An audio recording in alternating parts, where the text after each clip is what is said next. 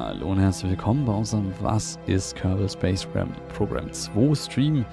Hier auch gerade, dass ich aussehen ein M zu viel in den Titel gepackt habe. Das werde ich jetzt noch löschen. Kann ja wohl nicht sein, dass da ein Schreibfehler drin ist. Lalala. So, du willst ganz viele Astronauten auf den Mond schicken. Ja, probieren wir mal, ob wir es hinkriegen. Genau, wir starten eine neue Kampagne. Und so, Schwierigkeitsgrad normal, Kampagnenname, ja, keine Ahnung, nehmen wir es doch einfach Stream. Und der Organisationsname ist das Geruns Space Lab, würde ich da mal sagen. Also das passt ja wunderbar. Und jetzt die Frage, Organisationsflagge.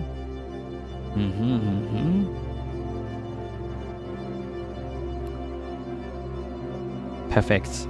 Es ist perfekt. So.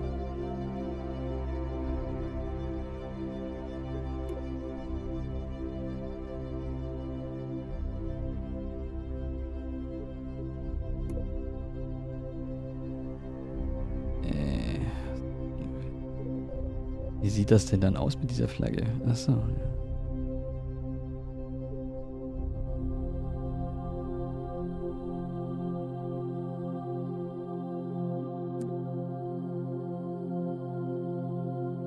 Ene? Minemu? Oder für was steht Ene? Für unsere ersten Nutzererfahrung anmelden. Aha. Nenn das doch Tutorial. Ihr habt genug Platz. Lol. Ah, der Kerbal Space Program. Da werden wir ziemlich high, Leute. Eine Rakete soll die Cheesecake One sein. Jetzt müssen wir erstmal eine produzieren. Dann schauen wir mal.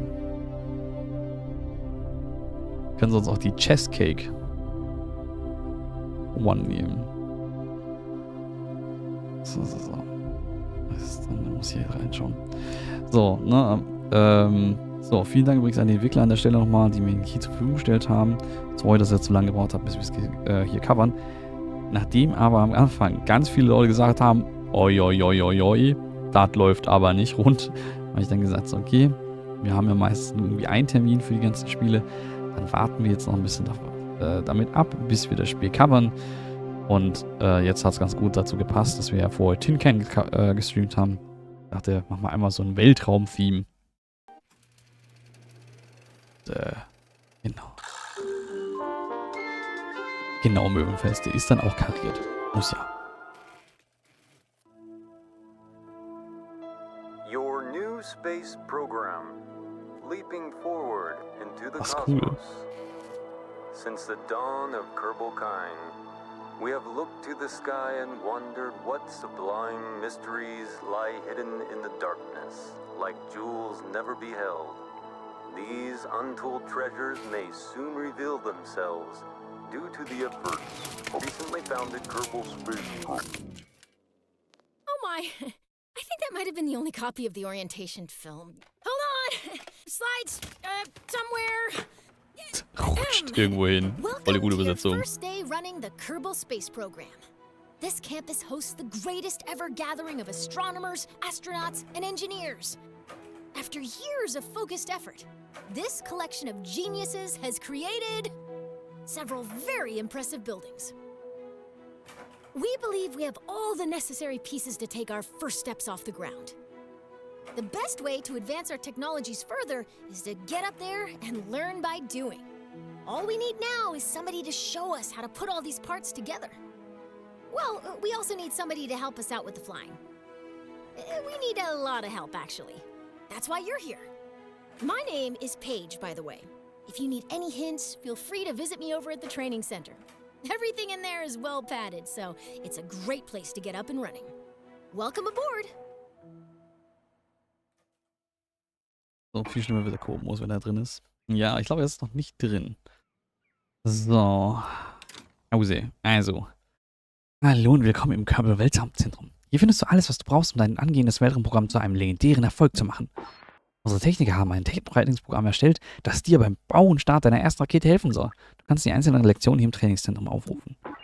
Wenn du lieber direkt mit dem Bau beginnen möchtest, begib dich in die Flugzeugfabrik. So. Abstrakte Zombies, so grün. So grün, so grün. Ja, dann würde ich sagen, gehen wir ins Trainingszentrum, weil ich habe ja noch nie KSP gespielt. Also ich habe auch KSP 1 gar nicht gespielt. Okay. Im Trainingszentrum erfährst du, wie du Raketenfahrzeuge und Rover baust und steuerst. Lektionen sind simulierte Missionen, bla bla. Standard, okay. Weltraum ist angesagt, wie funktionieren Raketen. Ein Spiel angehalten, sehr gut. Eventuell hätte ich mir vorher nochmal Let's Build a Penis. Möwenfels, ich dachte, das wäre jetzt Momos Satz, aber okay. Space is the place.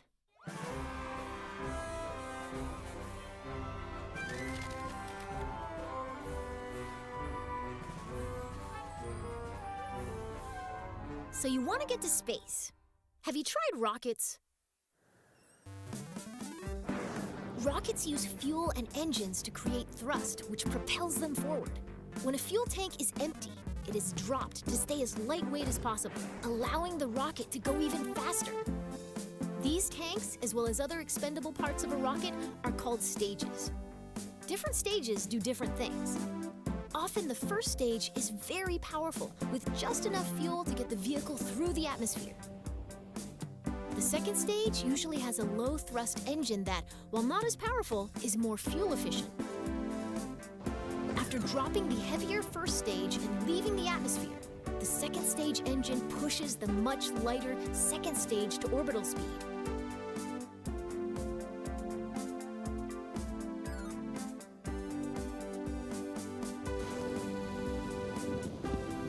On a flight to space, the final stage parachutes back down to the surface, ideally in one piece.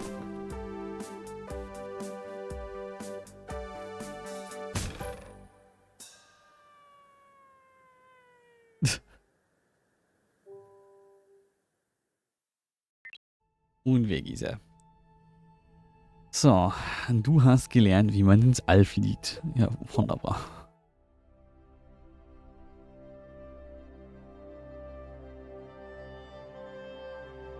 Mir fällt gerade auf, man kann auf einem aktuellen 64-Bit-System so gerade eben immer noch die Anzahl der Reiskörner auf dem Schachbrett mit einem Maschinenwort darstellen. As you embark on your journey into rocketry, it's important to get all the crashing out of your system here in the simulator. It really cuts down on the awkward phone calls. Today, you'll be launching into the virtual skies over KSC, where you'll learn how to control a rocket. Ooh. Let's learn how to rotate the flight camera. That way, you can see the launch. Great. You can also zoom the camera in and out. Nice. Go ahead and pick your favorite view for this launch. Ich würde sagen, hier so zwischen der Finne durch. Your rocket is ready for launch. Every good launch starts with a big green button and lots of fire. Most bad launches do too, actually. So, ich sehe gerade, ist jetzt ein bisschen in einer schlechten Ecke, oder? Lass mich mal hier rübersetzen. Slide.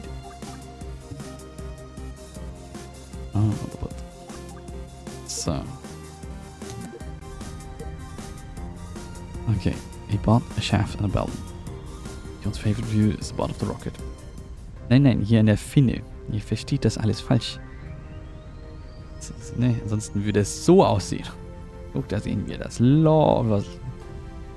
Okay, und warte, was müssen wir jetzt aber tun? Das Rakete starten. Ich meine, wir haben losgedrückt. Und nö. Und was nö?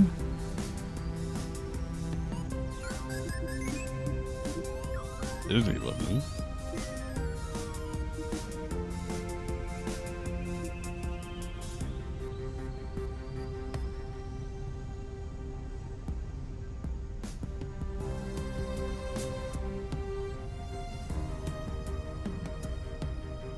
Leertaste?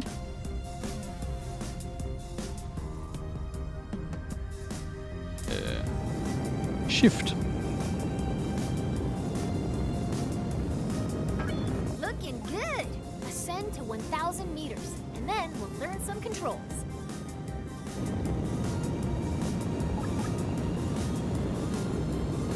Okay, also 1000. Okay, you're a kilometer up. You can still crash, but you'll have more time to correct your course if you start pointing at the ground. Let's learn some rocket controls. Okay. When flying a rocket or a plane, we have specific terms for moving. Pitch tilts your rocket's nose up and down.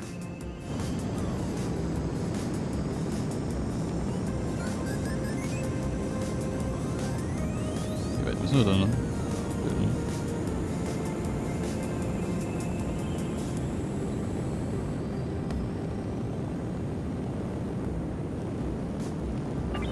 Nice pitch.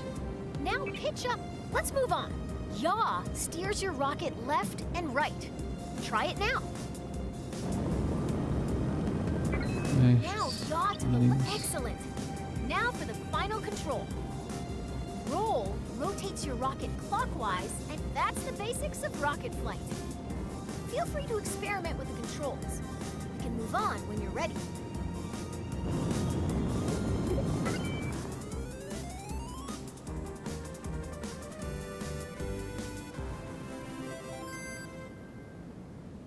Ja, ist nochmal irgendwie gerettet.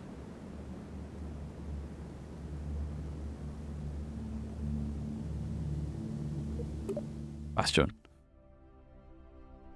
Ja. That's the butthole, not the butt. But if you see the butthole, you most of the time you also see the butt, you know? Very rare cases where you're just very close that you don't actually see the butt.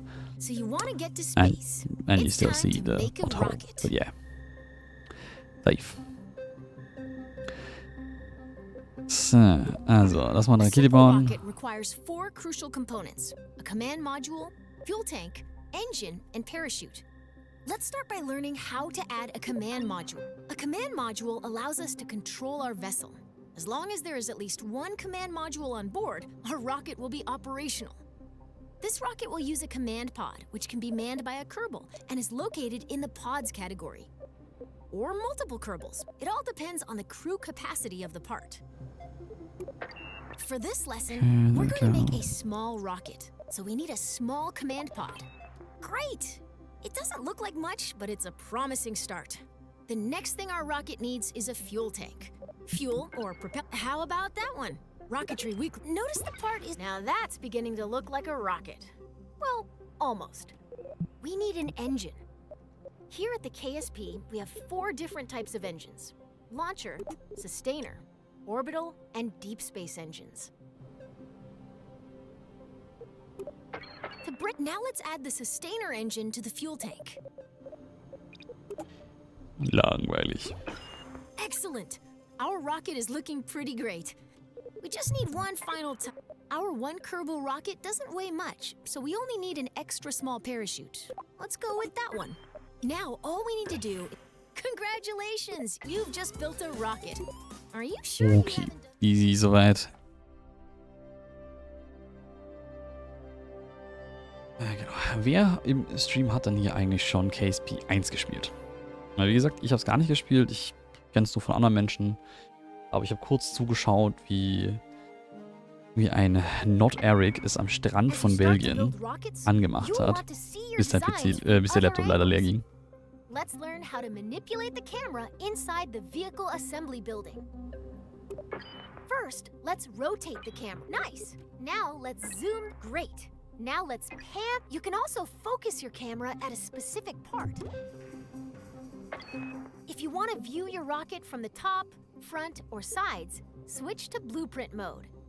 You can if you ever get lost in the VAB, you can always reset the camera. Nice. Now you can get at those hard-to-reach parts of your rocket. Okay. Nicht sehr weit gespielt. Ah, okay. Ich kenne so ein paar Menschen, die da sehr viel Spaß dran hatten. Ich glaube eben Not Eric war einer dieser Menschen.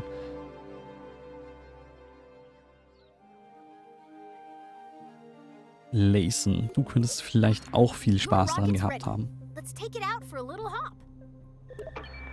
Let's move this rocket to a launch pad. Welcome to the launch pad. Today you'll be flying straight up.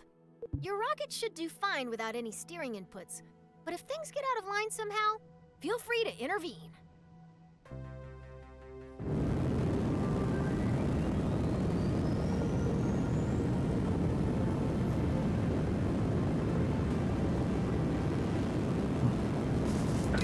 You've cleared the launch tower and your flight is underway.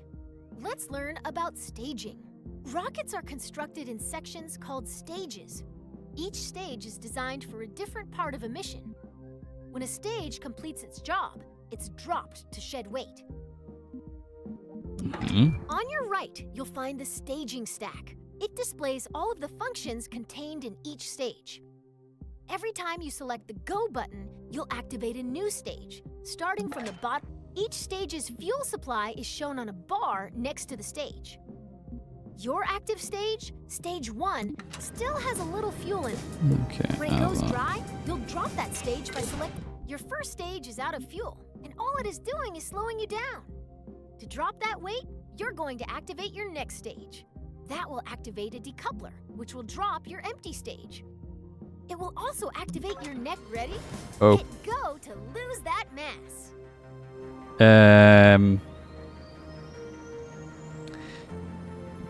Ich hab gerade außerdem zweimal Space gedrückt. La la la.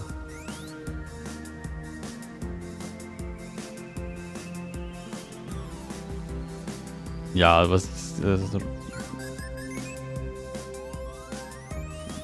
ich glaube, es ist schon nicht unwichtig.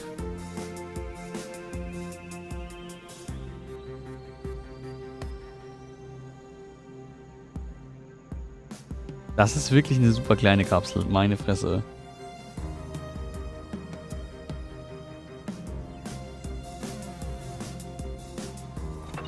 Your rocket needs all its parts. Please try again. Ah ja, wir haben...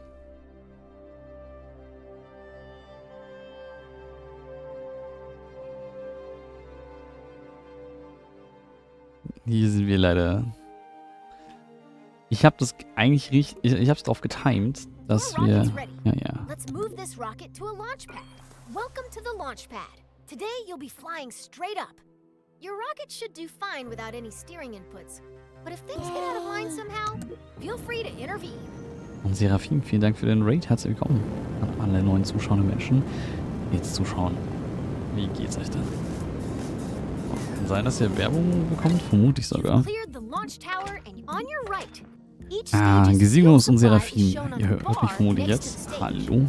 Schön, dass ihr da seid. Your Wie geht's active euch? stage, Stage 1. Your first stage is out of fuel. Ready?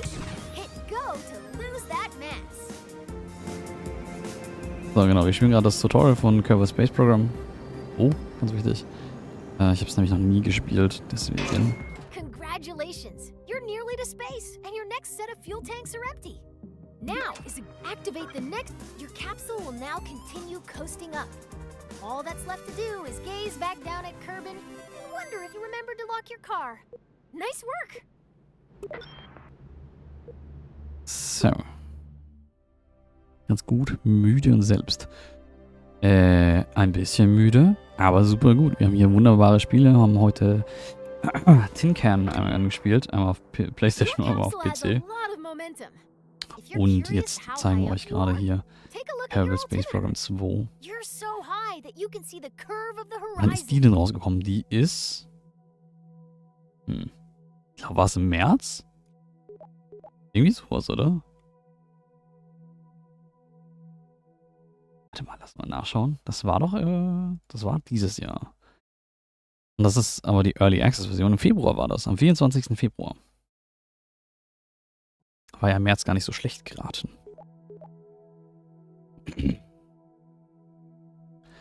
Genau, und am Anfang war das noch so ein bisschen, ja, sehr kaputt. Weswegen ich dann gesagt habe, okay, wir machen es jetzt noch nicht, wir covern es noch nicht direkt. Da ich ja meistens Spiele nur einmal covern, ich schon gerne die beste Version hiervon zeigen würde. Oder eine nah zum Release, aber eine bessere Version als das, was sie am Anfang hatten. Weil am Anfang war es wohl so richtig kaputt und grottig. Da waren sehr, sehr viele Fans sehr, sehr aufgebracht. Und ich dachte so, komm, dann warten wir noch ein Stück. Und jetzt hatten wir, wie gesagt, so ein Space-Theme heute. Und dann dachte ich so, komm, dann machen wir heute beides. Völlig verpennt. Wie gesagt, hast du potenziell nichts verpasst, außer Stress und Mühe und Not. Und jetzt gibt es das auch, glaube ich, im Angebot. Genau, heute ist es nämlich gerade bis zum 13. Juli, ist ja gerade Steam Summer Sale, um 20% reduziert. Das heißt, statt 50 Euro zahlst du 40 Euro. Fantastisch. Hast du 10 Euro übrig, kannst du 10 Euro noch auf Tin Can werfen. Das kostet nämlich gerade 14. Und Tin Can ist auch ziemlich fantastisch. Überleben, so ein Überlebensspiel, Survival Game. Überlebensspiel klingt komisch. Sagt ihr das so? Survival Game in einer Rettungskapsel. Also, größer als das hier. Und du musst, hast halt deine Ersatzteile, die du dann anhand des technischen Handbuchs, das du dann darum fliegen hast, wo du dann Teile ersetzen musst und reparieren musst. Das ist sehr cool. So, deine Kapsel hat jede Menge Schwung. Wenn du neugierig bist, in welcher Höhe du dich gerade befindest, wirfst du einen Blick auf dein Höhenmesser. Du bist so hoch, dass du die Horizontkrümmung sehen kannst. Ne? Hier, Kerbal is not a Scheibe. You can speed up time by selecting the time warp controls at the bottom of your screen. Okay, oder ich kann... Check out your altimeter. See how quickly those numbers are rising? Let's ride the rest of the way up and fast forward. You're about to start falling back down. Let's slow down and enjoy the view. Great job. You're now a master of time. Try not to use this new power for evil. Oh no, for evil. Ah ja.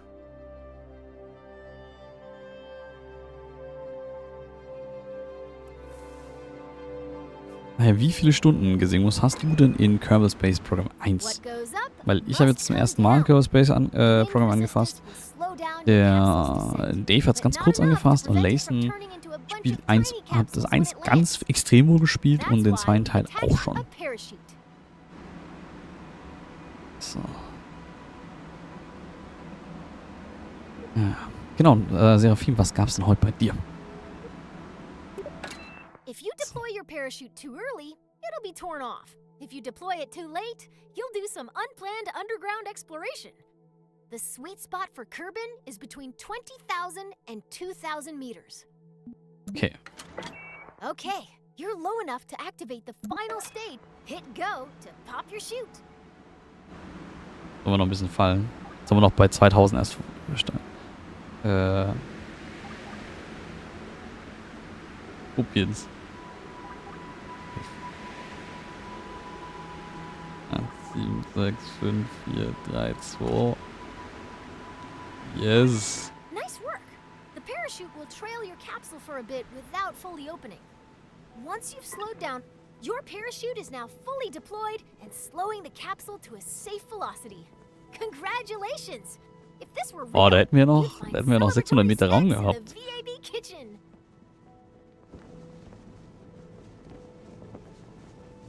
Unplanned Underground Exploration. Das könnte auch ein Name von irgendeinem Spiel sein, ne?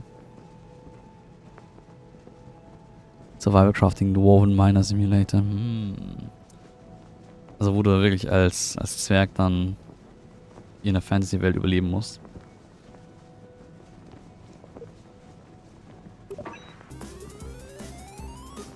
Sehr gut. Tutorial dann beendet. Höhensystem, Viechern, vielen Erzen, magischen Kristallen. Das hört sich auch schon voll gut an. Hast dich mal mit 1 rumgeärgert, bist aber nie weit gekommen. Womit hast du dich denn so rumgeärgert? How to learn how to miss the floor. So the body will not hit the floor. Missing the ground. If you want to visit space for more than a couple of minutes, you'll need to get to orbit. An object is in orbit when it's moving sideways so quickly that even as gravity causes it to fall, it keeps missing the ground. As long as that object isn't slowed down by anything, it follows the same path every time it goes around the body it's orbiting. Forever. If that object is a Kerbal, it is recommended that they bring lots of snacks. So since your goal is to move horizontally at a high speed, why not launch sideways? On Kerbin, the atmosphere is like a thick soup. You waste a lot of fuel trying to fly through it horizontally. That's a penis. By launching vertically, you cut through the thickest part of the atmosphere as quick as possible. Most orbital rockets begin tilting toward the horizon soon after they leave the launch pad. This maneuver, called a gravity turn, uses the planet's gravity to turn the ship and reduces the amount of fuel needed to achieve a stable orbit. When launching near the equator, your gravity turns should point toward the east, since your vehicle gets a free boost from the planet's rotation. Thanks, planet! Once a vehicle is moving quickly enough that its arc will take it above the atmosphere, it shuts down its engines and coasts to space. Once it nears the top of that arc, the vehicle needs to fire its engines a second time to keep itself from falling back down to the planet. Doing this turns that arc into a nice big circle. Congratulations! You've missed the ground. Ja, das ist ein gutes Video. Hast du recht.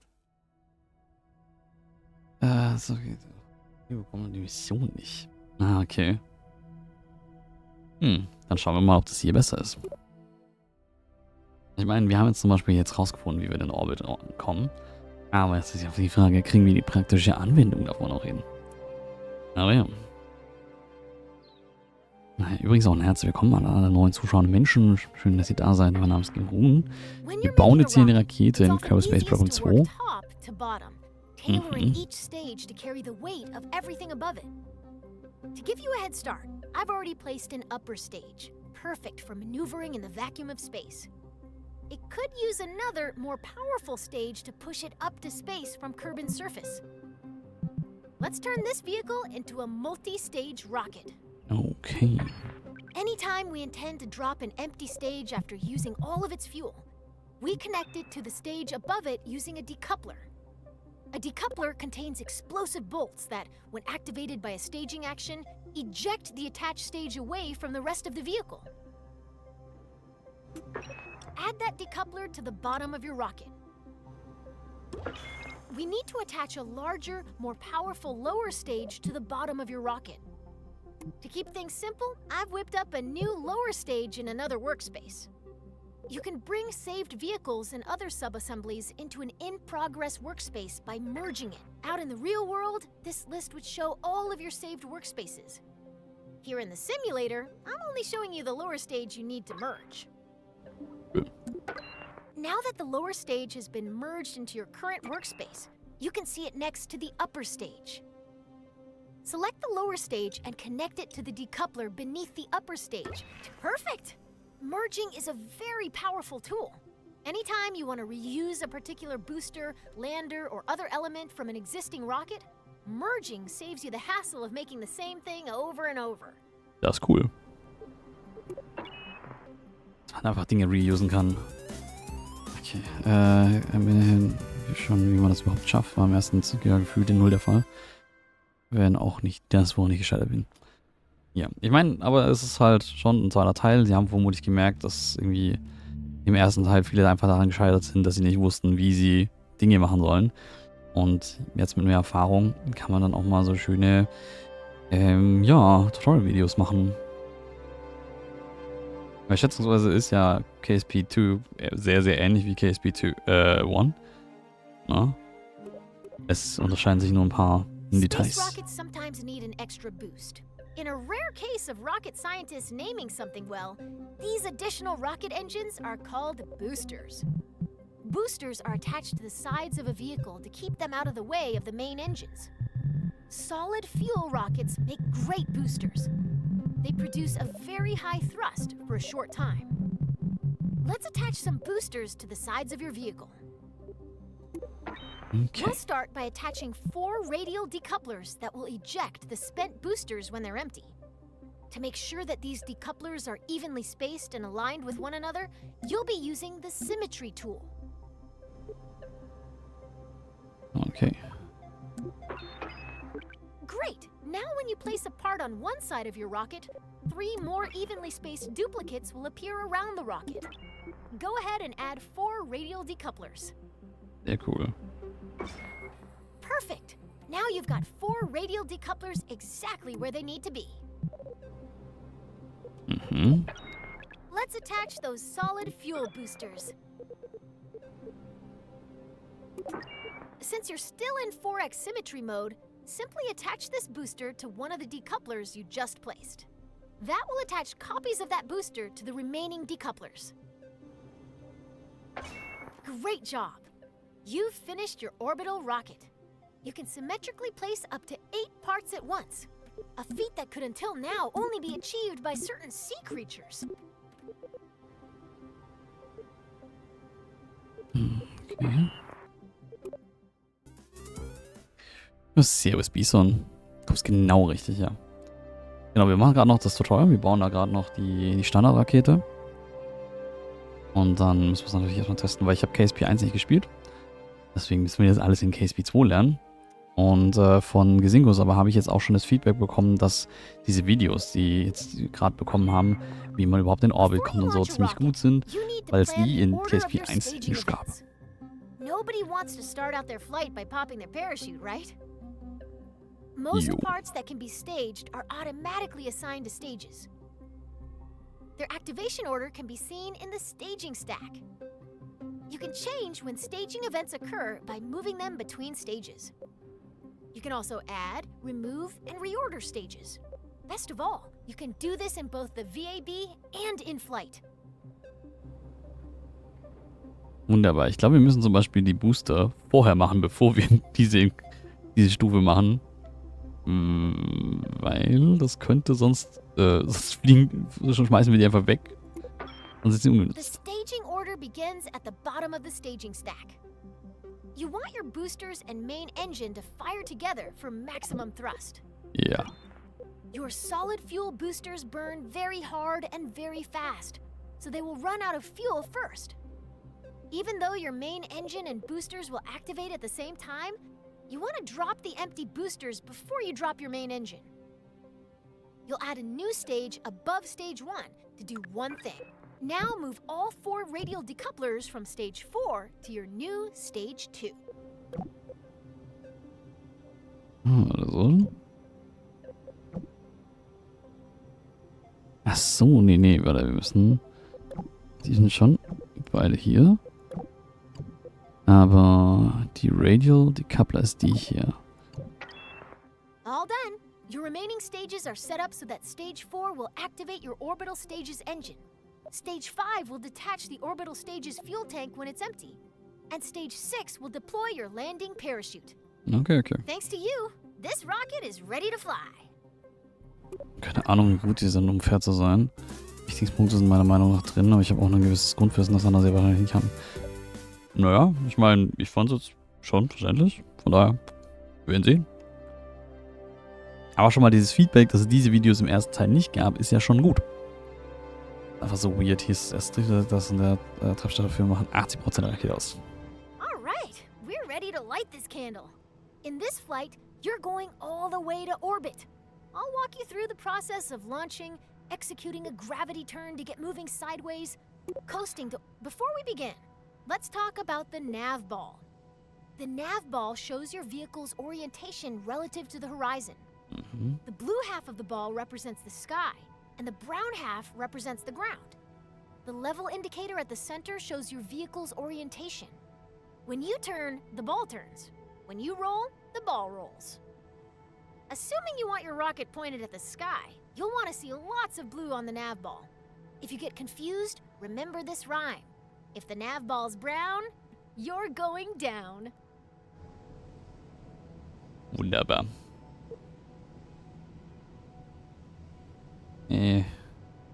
Servus Donnerwitz, wie geht's dir? Schön, dass du ranschaust. At launch, you want all your engines at maximum thrust, which means you need to set your throttle at 100%. Your solid fuel boosters are way ahead of you on this. They have no setting other than full throttle, and they can't be shut off once they're lit. Once you hit the go button, they'll go full tilt until they run out of fuel. Still, your main engine's throttle is in your control. Okay, wo stelle ich das aber ein? You can see your main throttle here. Left shift gradually increases your throttle. Left control gradually decreases your throttle. Z and X instantly set your throttle to 100. Your fuel levels are visible within the staging stack. Right now, you can see that your main engine and 4 boosters are all topped off and ready to rumble. It's time to go. At the start, all you need to do is fly straight up. I'll check back in with you once those boosters are empty. Good luck. Okay, na, hier sind die Solid Booster. Sobald die leer sind, sprengen wir sie ab. Also, It's time to start your gravity turn. A gravity turn uses the pull of the planet's gravity to help bend your vertical ascent into a horizontal arc. It's the first step to entering orbit. For our first flight to orbit, we're going to start our gravity turn up to where the air is thin, at an altitude of around 10,000 meters. To show you where to aim your rocket, I've placed a target marker on your nav ball. okay. First, we need to get to 10,000 meters.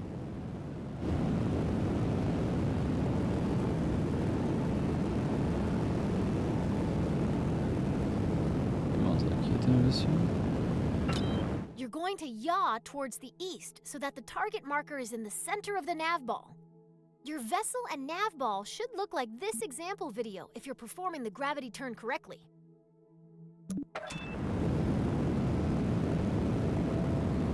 Ups.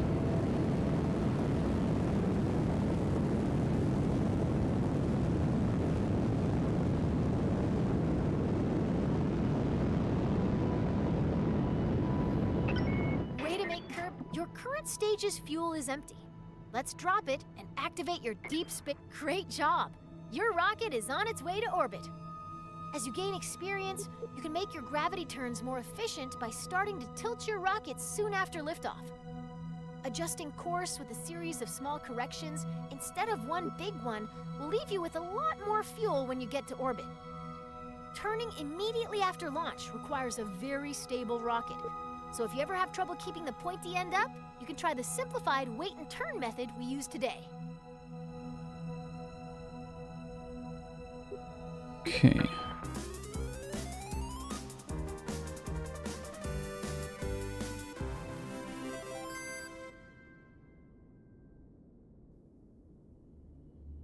Wunderbar.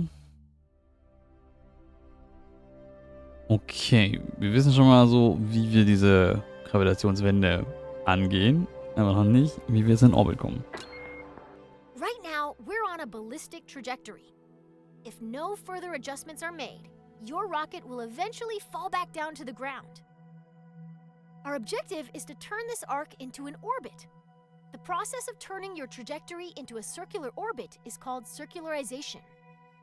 Partial credit to the rocket people on that one. It does have the word circle in it, but it's really hard to say. When planning and executing orbital maneuvers, you'll want to switch to map view, where you can see every The blue arc passing through your vehicle is its current trajectory, the path your rocket will follow if you don't touch the controls anymore. Our goal is to make that arc into a circular orbit. After you've coasted nearly to the top of this arc, you're going to point forward, and then you're going to ignite your engine.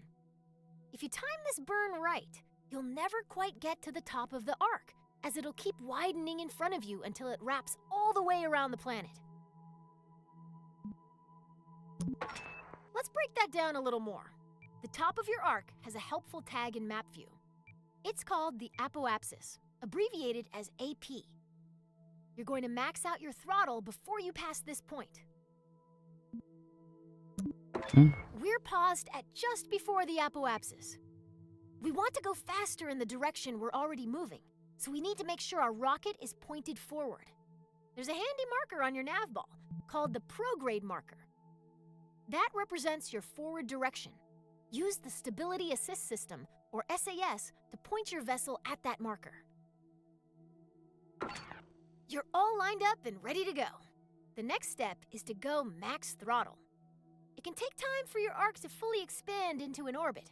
If you look closely at where your once your trajectory reaches all the way around the planet, you'll see another marker on your orbit. This is the periapsis, or PE, the lowest point in your orbit. It'll always live on the opposite side of your orbit from the apoapsis, or highest point. By burning prograde near your apoapsis, you increase the altitude of your periapsis, the lowest point on your orbit.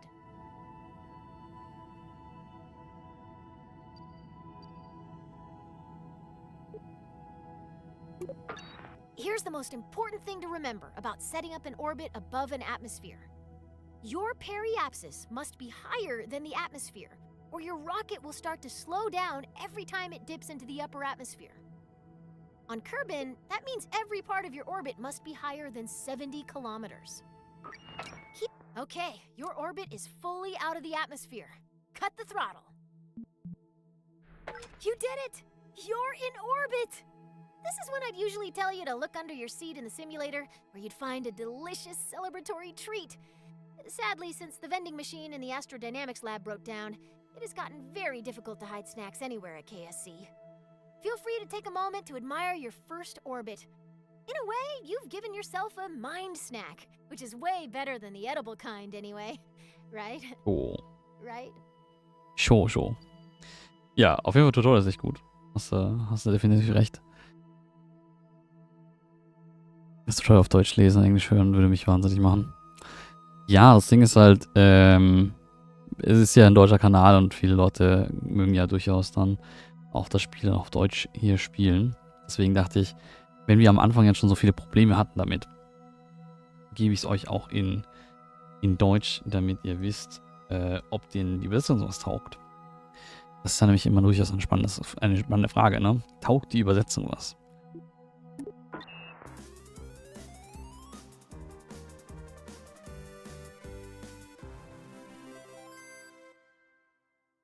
Ich verabschiede mich, wünsche noch viel Spaß und später gute Nacht. Dann träumen wir gut und schlaf was Schönes. Träumen wir Schönes und schlaf gut, so rum. Und war schön, dass du da warst. So.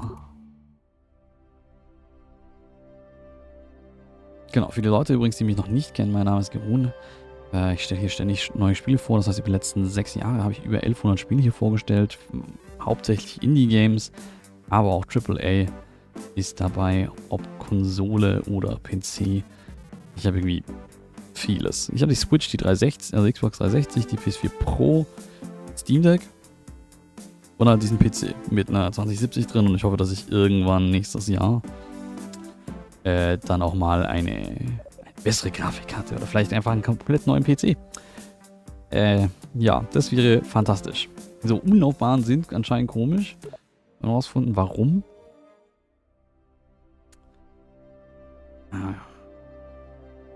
Diese Ladetexte sind leider sehr schlecht zu lesen, weil sie weiß auf beige sind.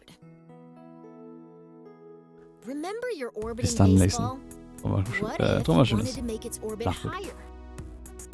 Well, it's a baseball, so grab your bat and try to hit the ball to a higher orbit. Your first thought might be to try to deflect the ball upwards. Unfortunately, hitting the ball upward bends its orbit so that it hits the ground before it can return to you. What you need to do is hit the ball in the direction it's already moving, adding to its already high velocity. Now that you've sped the ball up, why isn't it flying any higher? It just keeps whizzing by at the same height it always did. After all, I said that making it go faster would make it go higher. What gives? The ball is actually going higher, but it's going higher on the opposite side of the planet from where you're standing. You've raised its orbit, and you've learned the first lesson of orbital maneuvering. Your actions affect the opposite side of your orbit. Weird, huh? So your ball is moving faster, but it's still passing you at the same height. How do you get its orbit higher on this side of the planet? Now that you know how changes in velocity affect the other side of your orbit, you've got all you need. By adding velocity to the ball at the highest point in its orbit, you raise the lowest point in its orbit and make it circular again.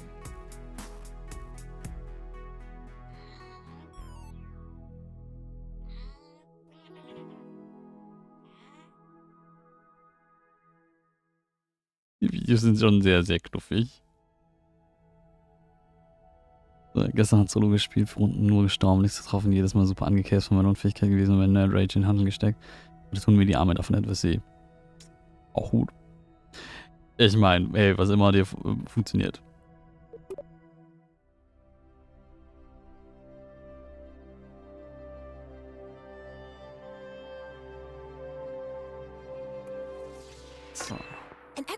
orbit is good, but if you want to travel beyond Kerbin, you'll need to manipulate your orbit. Let's start with something simple, expanding an orbit. We do that by increasing the value of our apoapsis. Let's get a good... Remember how you circularized your orbit by increasing your forward velocity? To raise your orbit, you'll just do more of the same. It's time to burn prograde. Okay, also wieder rechtsläufig. Now that we're pointed the right way, we can increase the throttle and watch our orbit expand.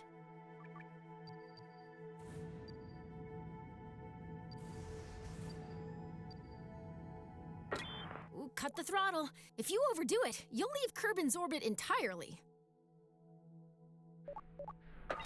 Nice. That maneuver raised our orbit on the other side of Kerbin, so we will enter high orbit there. Waiting to reach a specific point can be as eventful as watching the neon stripes on your rover dry. The paint job will be worth it, but isn't it better to rush to the end? Skip ahead to the good stuff using a time warp.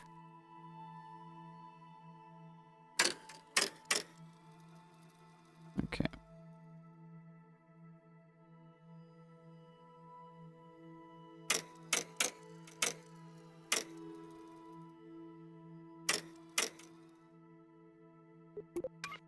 Like I said earlier, the highest point of our orbit is called the apoapsis. The lowest point of our orbit is known as the periapsis. By default, your camera is focused on your vessel, so if you can't see either of these points, adjust your camera. Scroll the middle mouse wheel to zoom in and out. Double-click an object to center your camera on it. Click the middle mouse. Excellent! You can time warp to any position on your trajectory by selecting a point on your vehicle's current path, and then selecting Time Warp to Point. Now you're way up in the sky, so high that if you circularize your orbit now, you'll be in high orbit. Wow, the black starry void looks so small from here. Okay. Also wenn wir jetzt hier wieder auf Dings hochballern, dann machen wir auch da wieder unseren... Ups. Ach so, ja, witzig. Ja, jetzt haben wir es fast wieder geschafft, dass wir den einmal komplett hier drehen. Und jetzt könnten wir hier Vorsprung zu Punkt. Und könnten dann hier und dann drehen.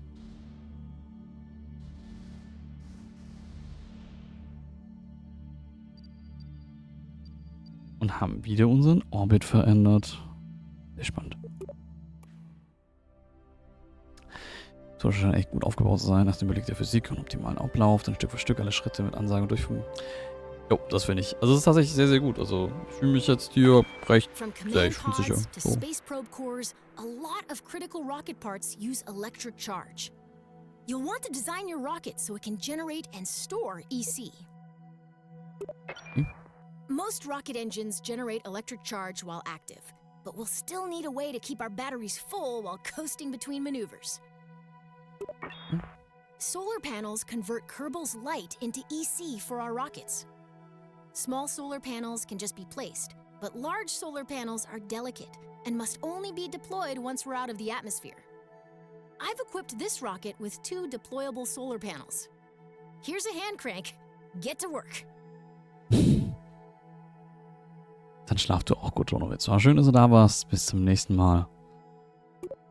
Wir sehen uns. Just kidding. There's a handy button that opens all of them with a single click. Give it a try. Great. The solar panels are now extended. Light tracking solar panels only rotate on one axis, so we may need to reorient our ship to point them fully at the sun. Let's make sure the panels are getting direct sunlight by rolling our ship a little bit. Okay, wo ist denn die Sonne gerade? Où est le sun? Le sun est là-bas. Excellent. The solar panels are soaking up all of those sweet photons and giving our rocket some much-needed EC. You can see the status of any solar panel within the part manager in the electrical parts menu. You can either access the app directly by clicking the app button, or you can right-click a part to directly access it in the part manager. Getting EC is one thing, and storing it is another. Most command pods have a small battery, but many missions will call for additional EC storage.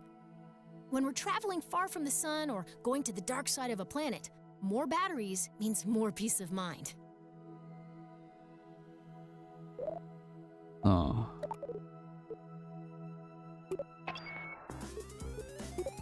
Wunderbar.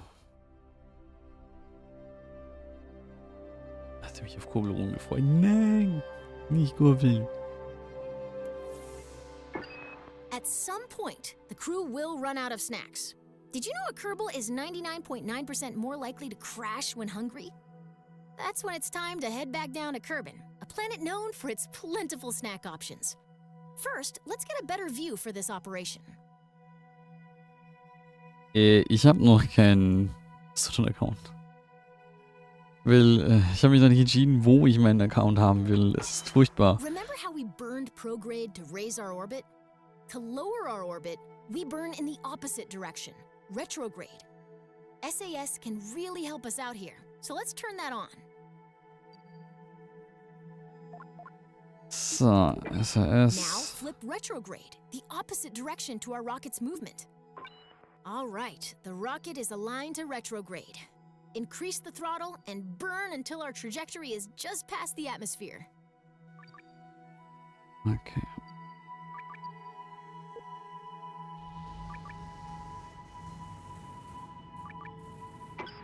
As we decelerate, watch what's happening to our periapsis. Once it enters the atmosphere, this rocket is on a path back to the ground. Don't ease off the throttle yet, though. We're gonna keep burning until our trajectory intercepts the ground. This should give us a good idea where our capsule will land.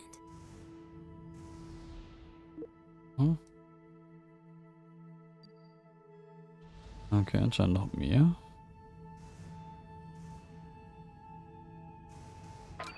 That's it. Now that we're on a collision course with Kerbin, we need to turn that collision into something more survivable. This process of crashing without dying is called landing. Our upcoming stage will activate a decoupler, dropping the engine and exposing a very important heat shield. Why don't you do that now? Geht schon. Okay, dann. Great. We're on our way down and our heat shield is exposed. Have you ever wondered what a marshmallow feels like when it catches on fire? You're about to find out.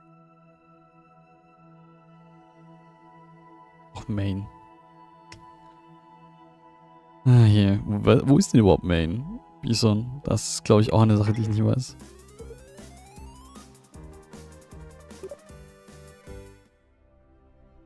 Ja, genau. Aber was denkt ihr denn so zu Twitter right now? Ich bin nämlich sehr, sehr traurig. At some point, the crew will run out of snacks. Did you know a Kerbal is Hä? 99.9% Oh no. more Ich habe likely- außerdem auf wieder. Remember how we burned prograde to raise our orbit? Now flip retro. All right. As we decelerate, watch what's happening to our periapsis. Once it enters the atmosphere, this rocket is on a path back to the ground. Don't ease off the throttle yet, Ja, though. Twitter. We're gonna keep burning until our... That's it. Let's stop our burn. Now that we're on a collision course with Kerbin, we need to turn... Great. We're on our way... Ich habe außerdem Wiederholen geklickt. Ich finde nicht gut, dass man das Wiederholen auf diesem Button ist.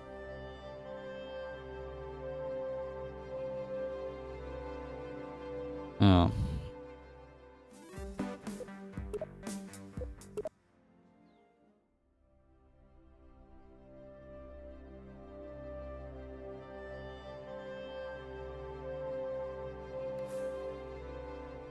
Orbital transfers. As you know, the faster you go, the higher your orbit gets. If you get moving fast enough, your orbit may cross the orbit of some other object, like a moon or a planet. The closest celestial body to Kerbin is the Mun. If you're looking for somewhere else to fly a rocket, the Mun is a good choice. The real trick to getting there is timing your departure so that the Mun captures your vehicle at its highest point. If you mistime your departure, you may miss the Mun entirely, which creates a lot of paperwork. Let's assume you've left at the right time and the Mun is there to meet you. As your vessel approaches the Mun, it enters a zone in which the Mun's gravitational influence on your orbit is stronger than Kerbin's.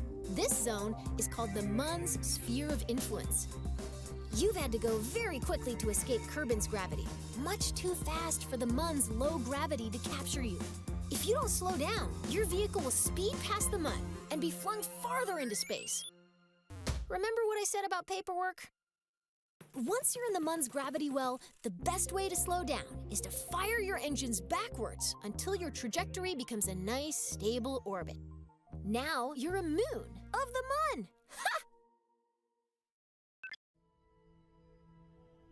So, okay. Dass man braucht ein Login-Graph und dann das mit Limits. Es ist halt elend. Our rocket is in orbit over Kerbin and ready to fly. The mission today is to, drumroll please, intercept and orbit the Mun. To be captured by the Mun's gravity, our vessel must cross into the Mun's sphere of influence, or SOI, the zone in which its gravity is stronger than any other celestial body around it. Okay. Genau, was ich halt auch noch bräuchte, wäre halt irgendwie eine Android-App. To figure out when and how long we need to fire our Great! Now here's a new trick. We can select any object as a target in map view. Targeting gives us useful information and enables new tools. Once we've targeted a celestial body or other object in space, our maneuver will provide closest pass and plane angle information. This can be very helpful for meeting up with someone or something in space. Die offizielle App, okay. Ja, Dude, ich kenne mich gar nicht mit Mastodon aus. Ich hab's irgendwann mal und dann war es so, warum sollte ich? Ich habe Twitter. Und jetzt ist halt so ein, maybe I do not have Twitter anymore. Task hier, die Fertilab. Was würdet ihr sagen, ist gut? Alles in DM? Nice. Mille grazie. Vielen lieben Dank, wirklich. Ich kenne mich gar nicht damit aus und jetzt muss ich mich damit beschäftigen. Right now, our camera is following our vessel as it orbits Kerbin. Let's adjust our camera until we can see the Mun. Then, right-click to target it. We want to place this maneuver plan with two things in mind. First, the Mun is in motion. We can't aim our spacecraft where the Mun is right now. Instead, we have to aim where the Mun will be after our vehicle has coasted all the way from Kerbin. Okay. Second, remember how increasing velocity raises the opposite side of our orbit? Since we're placing this maneuver plan where we intend to start our burn, we should place it on the opposite side of Kerbin from where we intend to intercept the Mun. Placing a maneuver plan usually involves making a best guess, and then fiddling with the maneuver until you get an intercept. Fortunately, you've got a crack navigator with you today. By my calculations, we'll want to put our maneuver here.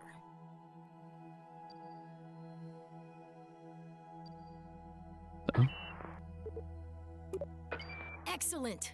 We've just created a maneuver plan. While we could find out if our departure timing is correct by just picking a direction and maxing the throttle, a maneuver plan tells us in advance how much delta V we'll need, how long we'll need to burn, and in what direction our vessel will need to point during the maneuver. Das hört sich seriös an. Grab and pull the arrows to plan a burn along that direction. This maneuver is pretty simple. We want to burn prograde and expand our orbit. Welchen Pfeil?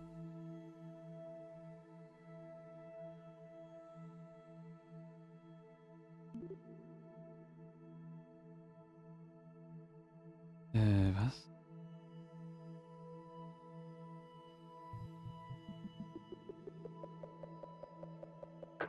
Nice! That maneuver event towards the end of your trajectory is exactly what we're looking for. It tells that if we execute this plan, we'll intercept the Mun.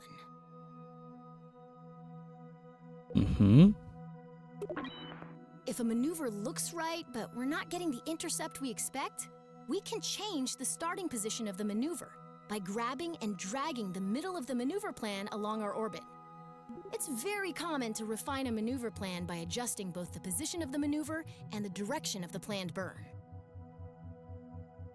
throttle, we should place it on the opposite side of Kerbin from where we intend to intercept the Mun. Das hier war anscheinend schon richtig.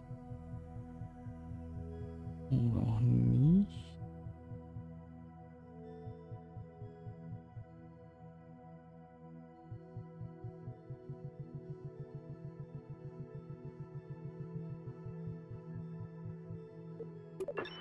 If we don't want to maneuver at all, we can delete the plan, either by right-clicking the gizmo and selecting delete, or through the burn. Maneuvers are invaluable when leaving Kerbin. Feel free to come back and practice anytime. Okay, weil gefühlt bin ich jetzt... Habe ich den jetzt nicht getroffen? Ach so, warte, doch, hier. Das hier ist diese Vorschau, oder?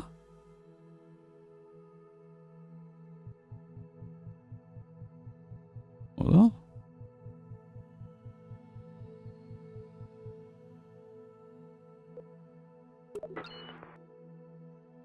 Dann probieren wir das nochmal.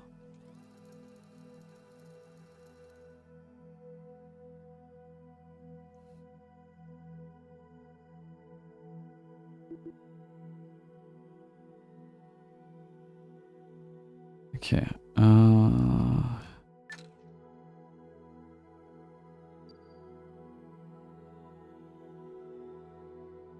Was wird da? Und dann kann... Das macht so, ich mag sowas nicht mehr auf dem Schlauchphone haben. Das war etwas zu viel. Ich hasse es, viel Zeit mit Telefon UI zu verbringen. Ja, im Endeffekt ist es halt Teil meiner Arbeit. Von daher nicht so wirklich eine Option. Das nicht auf Phone zu haben.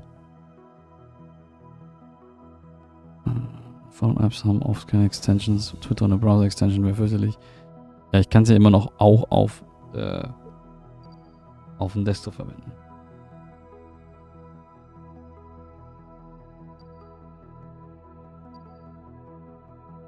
Ist nicht gerade unser... Wo ist denn eigentlich gerade unser Ding hier?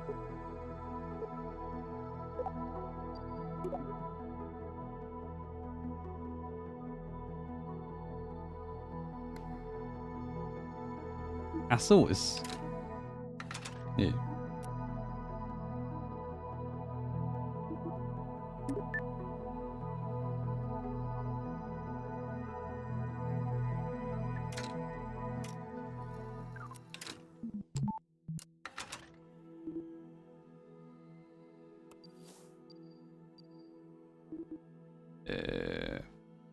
So, wir sind einfach vermutlich drüber gefahren.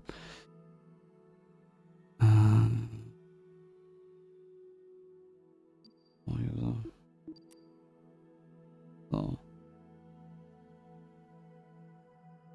Lol. Hä, warum macht er jetzt dieses Manöver nicht?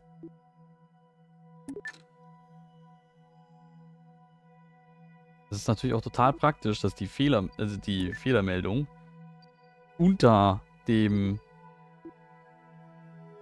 Manöver angezeigt wird. Hallo? Könnten die vielleicht ein bisschen sinnvoller sein? Das fände ich total gut. So. Das tut so gut. Dass die deinen Download-Balken nach 2 Sekunden schließt? Hä, was für ein Download-Balken?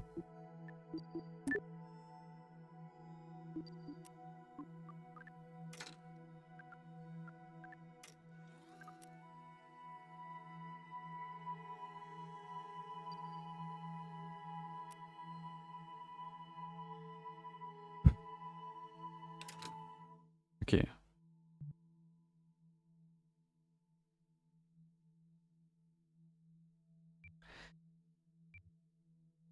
Okay, wir haben jetzt, wie man ein Manöver erstellt und wie man es sieht, aber nicht, wie man es ausführt. Ist das blöd?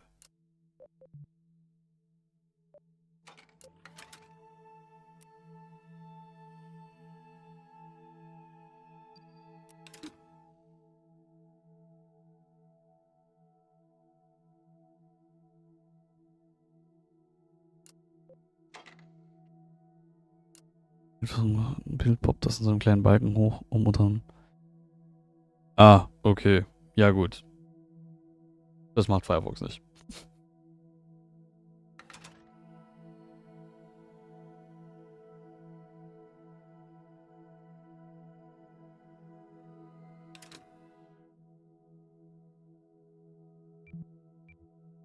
Okay. Ich meine, ist es einfach blockiert, dass wir kein Manöver... Ich würde das nämlich gerne testen. Aber vielleicht testen wir es einfach im nächsten Schritt. Ja, vermutlich sogar.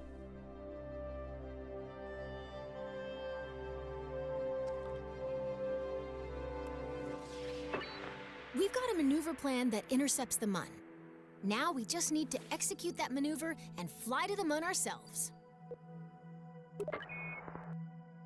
Ja. Whenever we have a maneuver plan, a burn timer will appear. The timer shows you how much time is left until we need to execute the maneuver. I've paused the simulation for a moment, so the timer also tells us how long we'll need to burn our engines at 100% throttle in order to complete the maneuver. Now let's take a look at the nav ball. A new marker has joined our old prograde and retrograde markers. Now your vehicle is properly oriented. And through the magic of SAS and more math than I'd like to admit, our vessel is properly oriented. We're still far from our planned burn, so let's speed things up.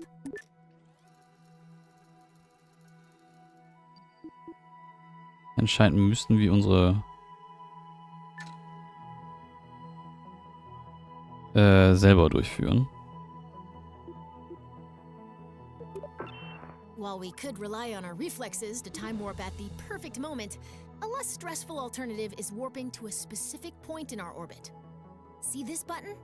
Select it to warp automatically to the moment before our maneuver begins. Departure burn, here we come.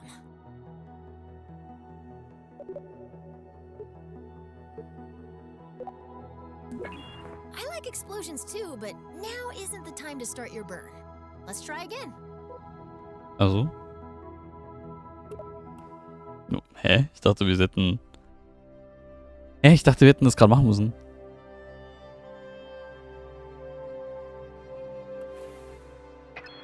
We've got a maneuver plan that intercepts the Mun. Whenever we have a maneuver plan, the timer also... Now let's take a look at the nav ball. Now your vehicle... While we could rely on our departure burn, here we come. Okay. Great! We've exited just before our maneuver burn, and I've paused the simulation once more. After we select Continue, remember to wait until the countdown reaches 0. Then we'll go full... Okay, get ready to hit the throttle.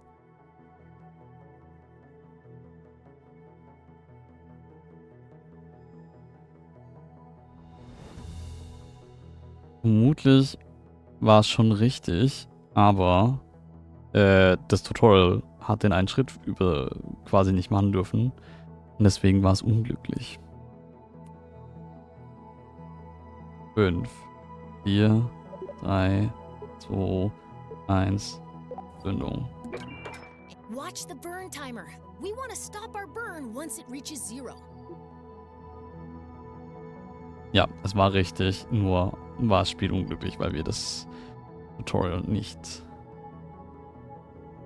richtig gemacht haben. Da können wir auch hier wieder... Ne, wir können hier nicht...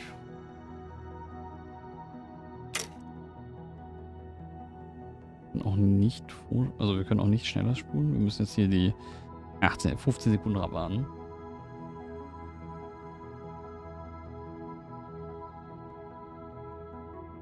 Zehn, 9, 8, 7, 6, 5, 4, 3, 2, 1. Everything's looking great. Cut the throttle. X. Great work. You've successfully executed a maneuver, and now we're on our way to the Mun. Okay.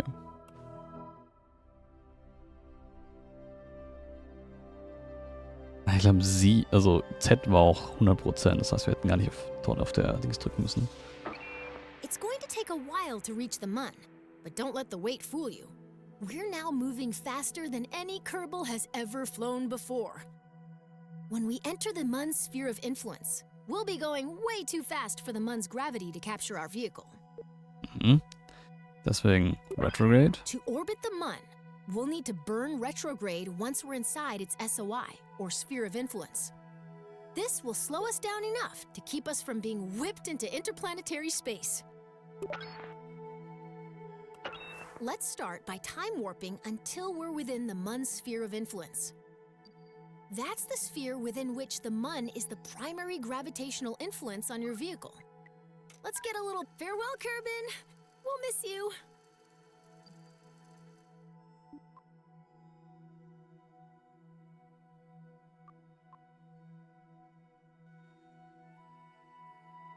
Oh, spannend. Did you notice that we've got a periapsis above the Mun, but no apoapsis? That's because we're going too fast to complete an orbit before sailing past the Mun. Don't worry, we have time to adjust. Our objective is to slow down enough so that both apoapsis and periapsis are within the Mun's sphere of influence. Okay. Remember the rule of orbital opposites. Because we want to lower your apoapsis, we'll need to place our maneuver plan at the periapsis. Let's get started.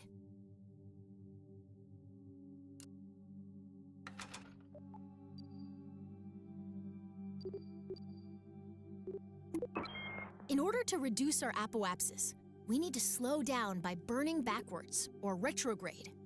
This is a little like deorbiting over What the Kerbal, fuck? but we're going to stop burning before our trajectory meets Mun dust.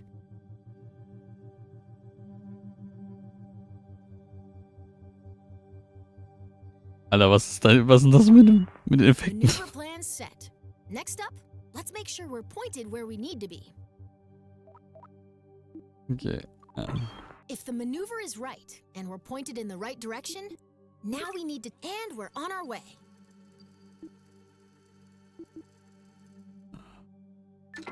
Almost there. When the countdown reaches 0, throttle up to start your capture burn. Okay. Ja. Habt ihr eigentlich schon Videos gesehen, wo Leute runterzählen? So mal an den Chat. Oder auch einen Countdown hochzählen. Das geht ja auch. Quasi Tomato.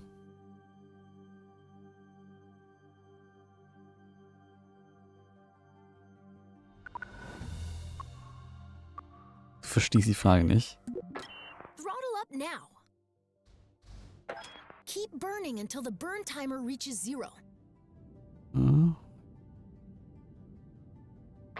Shut the engines now. Fantastic. That was some fancy flying. Looks to me like you're about ready to try this for real. Dich eben. Ja, abgesehen von mir jetzt. Es gibt ja... Da gibt es Videos von Menschen, die einem einen Countdown vorzeigen. Der Film wird auch manchmal gezählt. Die Frage ist verstörend. Warum ist die Frage verstörend? Okay, damit haben wir aber gesamt einmal das Tutorial durchgemacht. Keine Ahnung, wie lange haben wir jetzt hier gespielt? 78 Minuten nur. Was? 78 Minuten? Haben wir das hingekriegt? Haben wir etwa um 22:30 Uhr das Spiel gewechselt, anstatt um 21:30 Uhr? Did I fuck up? Did I fuck up? Wann habe ich das Spiel gewechselt? Um 22:12 Uhr. Damn. Ich habe anscheinend dann doch nochmal länger, nochmal eine Dreiviertelstunde länger Tin Can gespielt, als ich es ursprünglich geplant hatte. Damn it. Weil jetzt ist 23:30 Uhr gleich und damit haben wir die, das ist ja blöd. Das können wir doch nicht machen hier. Weil ich meine, jetzt fängt ja das Spiel erst so an. Wir haben ja hier das Tutorial jetzt mal einmal durchgespielt. Aber ich weiß nicht. Was sagst du denn, Bison? Wie fandst du es dann?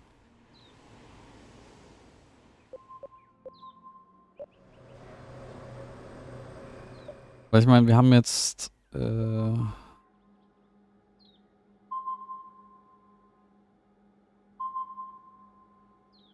Was du in der Kette gebaut hast. Ja, nicht so viel. So, ich meine, das Ding ist jetzt los. Ja, gefühlt haben wir jetzt nicht so wirklich eine Kampagne. Wenn wir jetzt hier Spiel speichern. Ja. Speichern. Auch diese Teile. Ich finde auch schön, dass das Burger-Menü mit einem Burger-Icon angezeigt wird.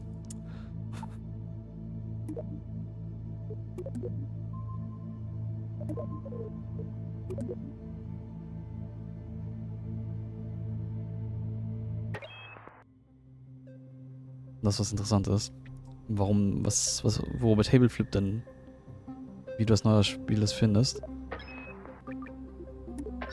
Okay. Das Ding ist, weil, ich meine,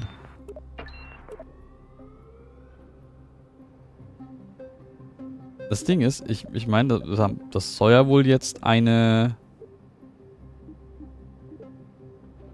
warte mal, der Spielmodus ist Sandbox. Habe ich das falsch ausgewählt? Wir haben schon gespeichert? Ich dachte, wir haben die Kampagne ausgewählt. Ist falsch vorhin gemacht? Oder gibt es vielleicht doch keine Kampagne? Einzelspieler. Neue Kampagne starten. Okay, es gibt nur den Sandbox-Modus. Aber hä? Aber hä?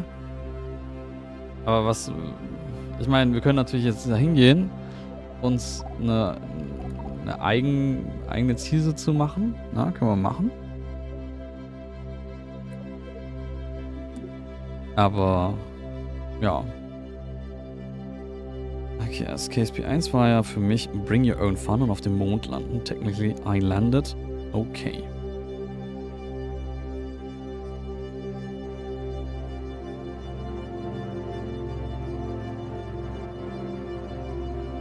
I mean, war KSP 1 nicht auch irgendwas mit Geld und Management und so Shit? Und irgendwie Leute und irgendwie auch deine Kerbals irgendwie trainieren? Weil das ist ja jetzt hier alles nicht drin. Ja, aber ich meine...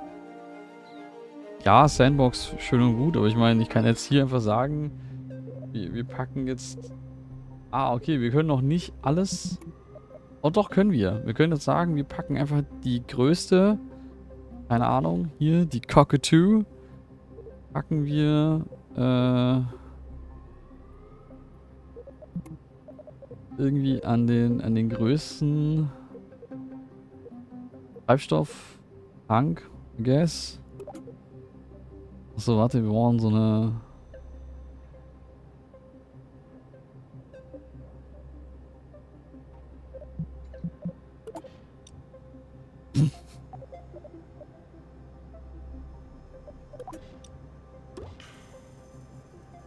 Jetzt sind wieder 3 Wochen. Pflanzt eine Flagge auf den Mond. I don't know. Es kommt mir halt so vor, als wäre das jetzt nicht so schwierig. Aber vielleicht irre ich mich auch komplett, ne? Das kann durchaus sein. So, keine Ahnung. Soll ich jetzt hier einmal noch...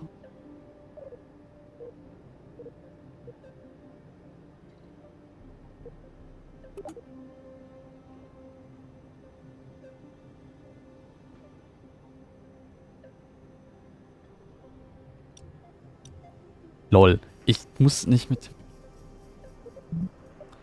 Egal.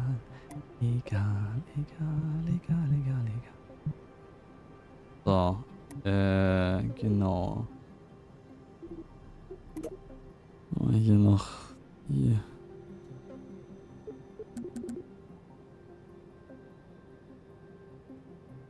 Farms. Und dann... Triebwerke, Feststoff. In eben die.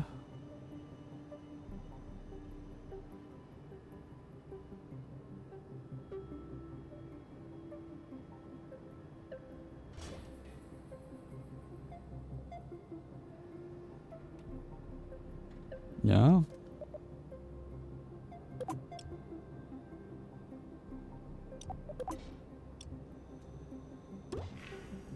Okay. Passt, würde ich sagen. Und dann müssen wir anscheinend hier auch nochmal... Was war das?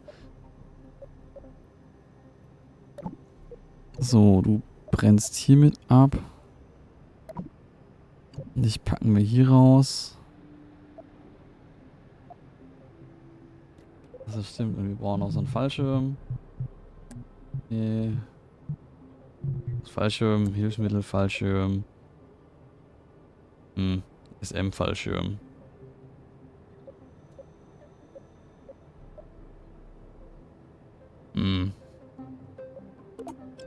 Well, good luck, I guess.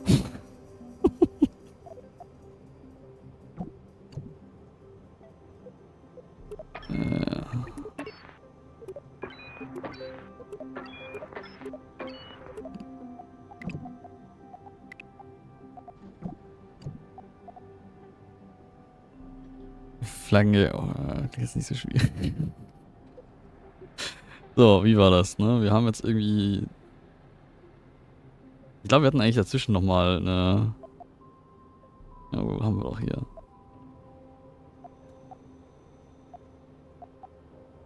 Achso, wait. Kann es sein, dass wir hier dazwischen einen Ring vergessen haben?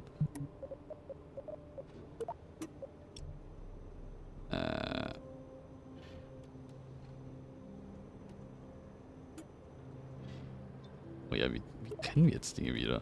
Das ist eine gute Frage. Oh.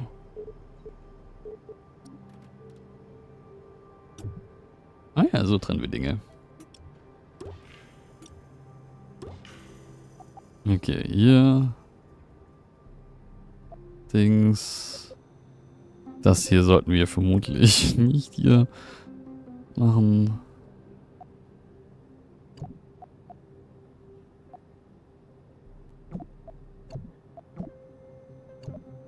Also, wir haben den Fallschirm, der zündet sich als letztes, ne? Was ist denn das hier? Wir haben das hier.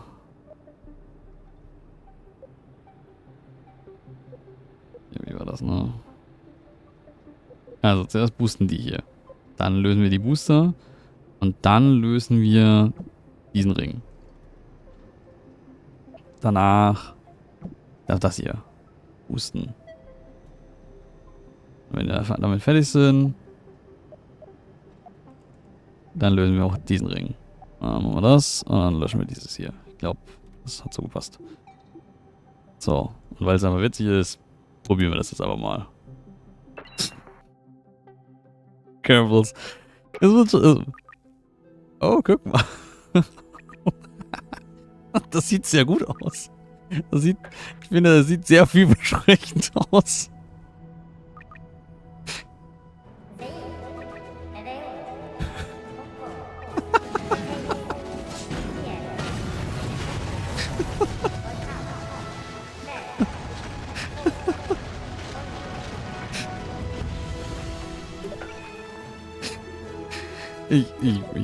Ich weiß gar nicht, was das Problem war. Also, bitteschön, ich bitte Sie.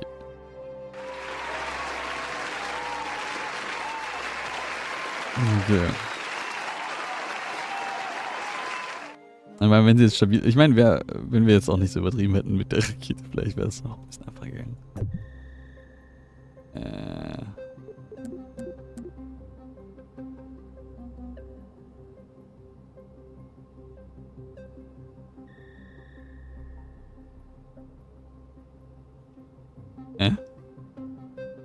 Why you no work?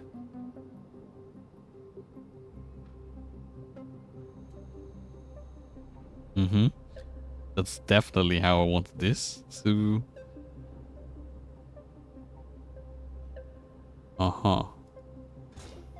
Yeah, no, you know.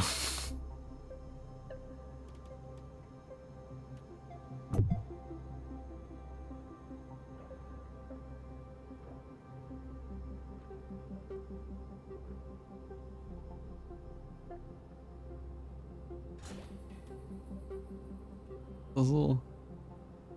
Ja, bestimmt. Ach, come on. Das funktioniert bestimmt. Ah, scheiße, jetzt habe ich gar nicht mehr geschaut, ob die das noch funktioniert. Ah ja.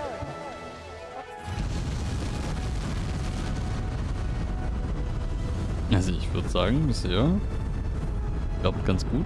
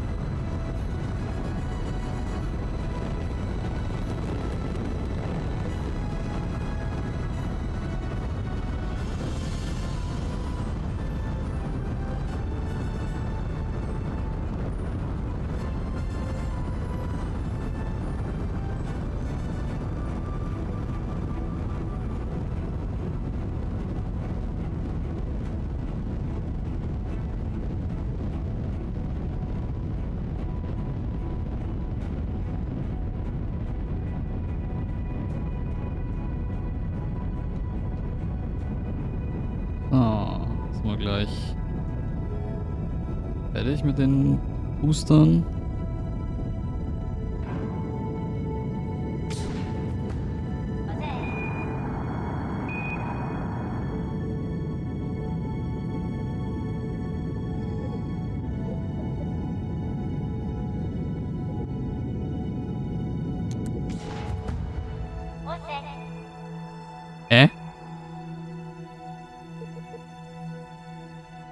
I'm not sure what was supposed to happen, but I guess okay. Alright. Alright. So. Na, und jetzt haben wir hier diesen Ding von wegen rechtläufig ausrichten und irgendwie.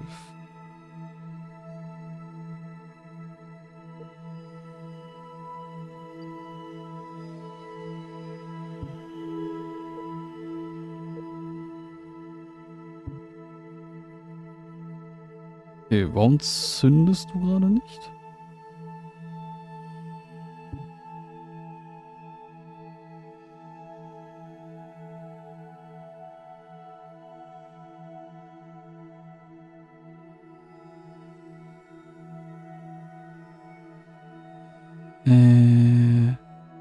Fehlt hier irgendwas?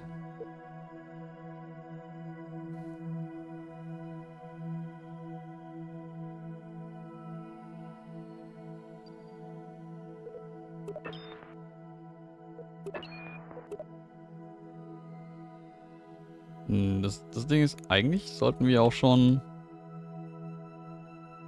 Also ich habe Shift gedrückt, wir sollten eigentlich auch schon auf 100% boosten. Deswegen bin ich gerade nicht ganz sicher, warum.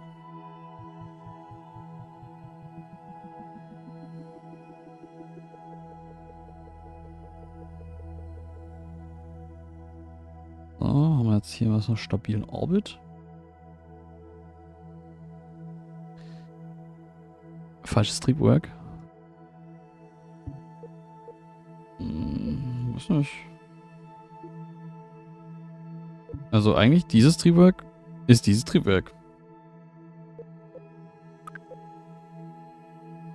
Ah, witzig. Okay.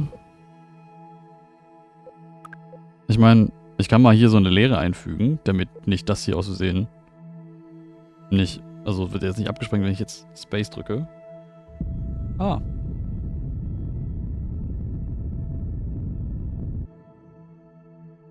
Okay. Triebwerk für den Treibstoff. Oh, das ist eine gute Frage. I have no idea. So. Achso, ja, jetzt können wir den hier wegwerfen. Ich muss jetzt Pause machen. Wir müssen den hier löschen. Und dann... Hallo? Warum kann ich jetzt keinen Plan hier erstellen? Warum kann ich den nur bei... Bisschen weird. Aber gut. Ich meine, ich kann jetzt einfach... Auch ohne Plan.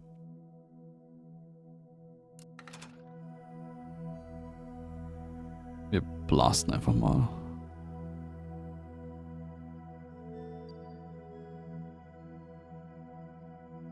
Es hat gebrannt, damit ist es das nicht. Ja.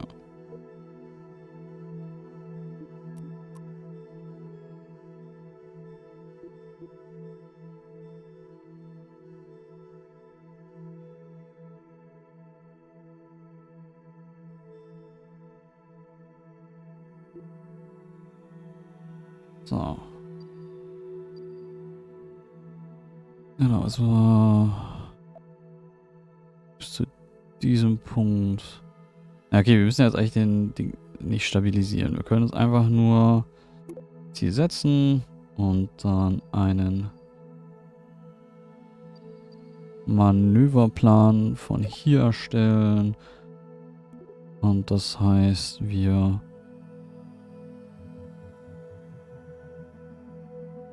nee, das war nicht richtig.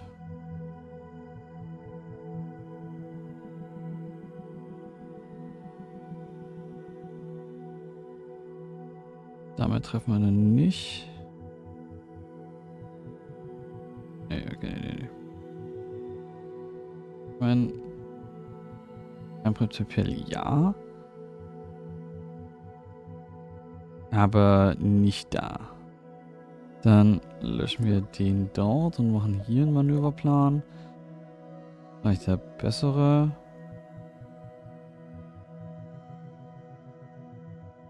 Nee.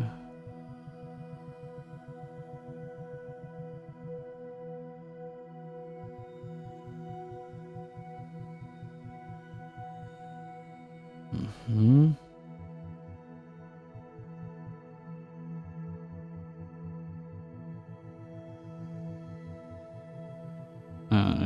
Nee. Da ist er falsch. Hier richtig.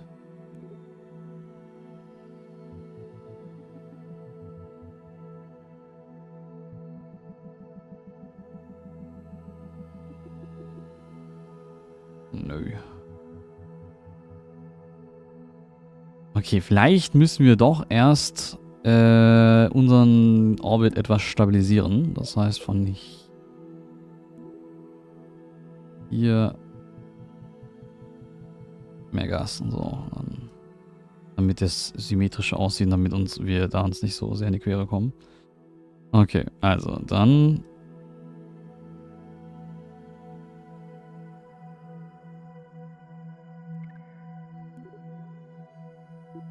Dann können wir jetzt einfach vorspulen bis dahin. Achso, warte. Pause.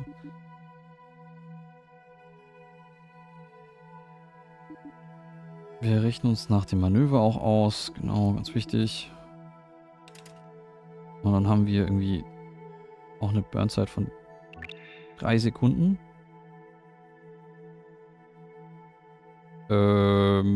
Okay, ein bisschen zu schnell gewesen. Manöver nochmal probieren. Manöver löschen. Manöver nochmal erstellen. Irgendwie war ich, dachte ich, das würde... So. Ja, ist okay. So, dass wir da irgendwie besser hinkommen würden.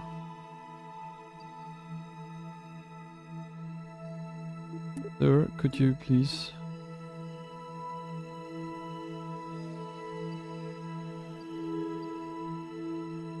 Berühren wir gerade zu sehr die Atmosphäre.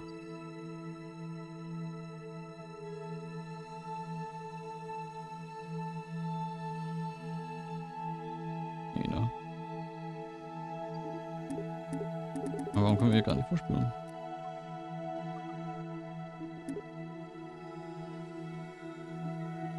Ich finde die Zeitlimitierung manchmal seltsam.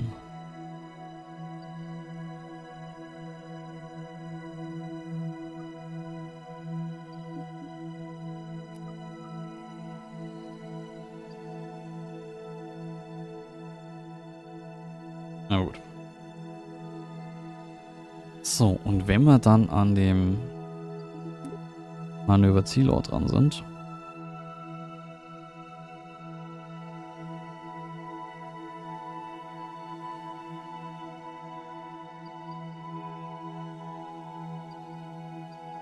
Irgendwann mal.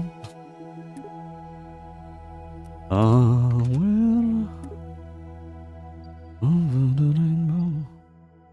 Way up high. Okay.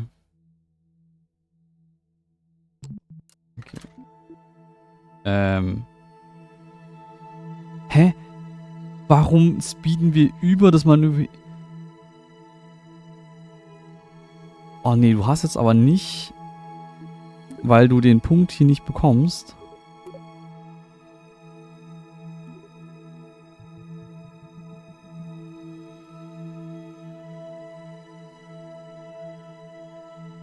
Das ist deswegen die ganze Zeit so shitty gemacht. Weil du nicht gescheit an diesen Ort rankommst. Also, weil wir quasi die Dings... Oh, shoot. Ich glaube, ich weiß, was passiert. Wir kommen zu nah an die Erde ran und wir werden abgebremst, deswegen verlieren wir da gerade an Orbit. Und deswegen kommen wir nicht an den Punkt.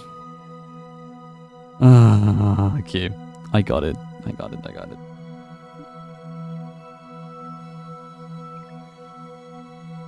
Das sieht nicht wieder müde aus. Ach was, echt jetzt? Lieber Bison? Das ist mir noch gar nicht aufgefallen. Vielen Dank für deinen Hinweis. So, okay. Das heißt, unser Orbit ist kein stabiler Orbit. Wir sehen gerade hier auch, dass wir verlieren an Geschwindigkeit. Und deswegen, das ist das, was gerade passiert, glaube ich. Ich habe den Myp... Ich habe nicht den Myp versprochen. Den Myp habe ich nie versprochen. Nee. Den Myp, den lasse ich mir nicht einreden. Okay. Also. Dann... Mün. Ja, den Mün vielleicht. So. Dann machen wir das jetzt so.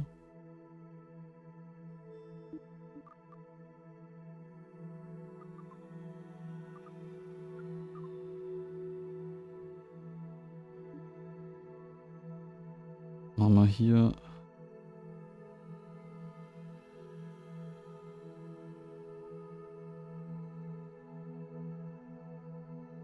Gut.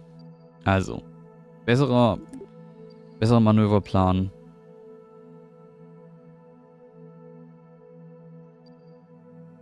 So. Das ist nur die Frage, ob wir jetzt hier tatsächlich den Mün erreichen könnten.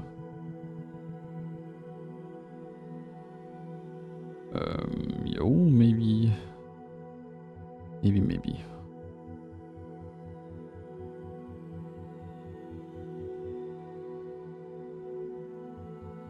Sache ist nur...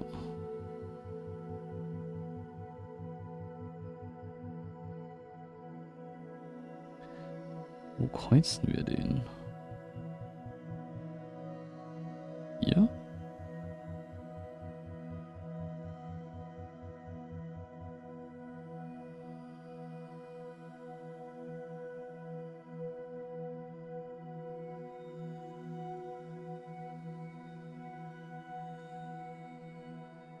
So.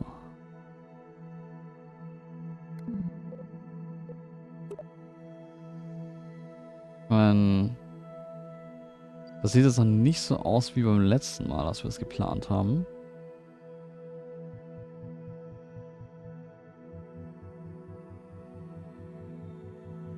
Ich schau mal, was passiert. Wenn wir einmal den kreisen lassen.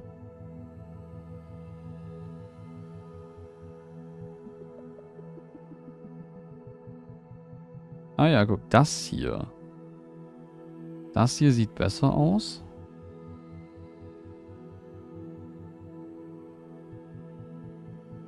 Okay, wenn ich jetzt ein bisschen so ziele.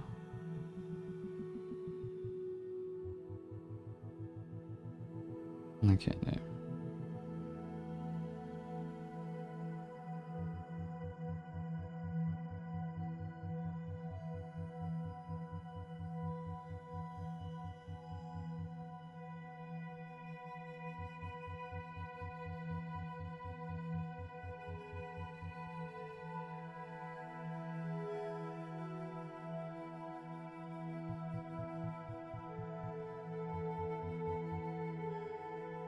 So.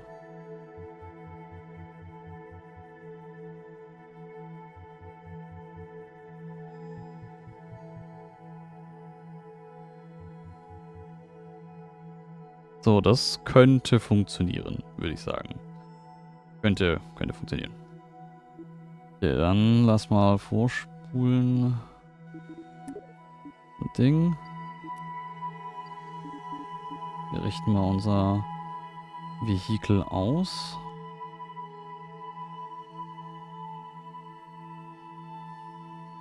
Und dann brennen wir hier gleich mal 20 Sekunden.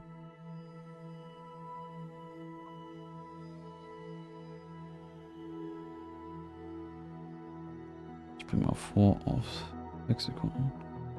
5, 4, 3, 2, 1, go. 10, 15.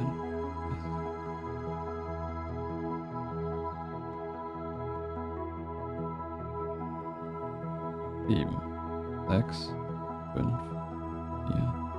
3, 2, 1. Warte. Okay. Gefühlt ist das jetzt aber nicht das, was ich gewollt habe. Oder?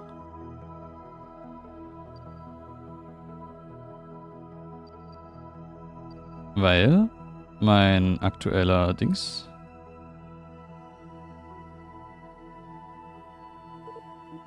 Weil das ist mein aktueller Orbit. Oder mein aktueller Dings. Das sieht nicht danach aus, als nach dem, was ich da ursprünglich gebaut habe. Lecco mio. Die wissen schon. So. Okay.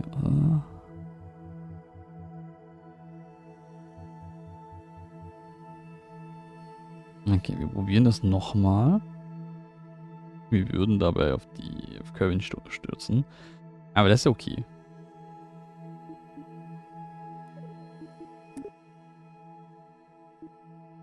So, das ist aber wirklich, wirklich seltsam.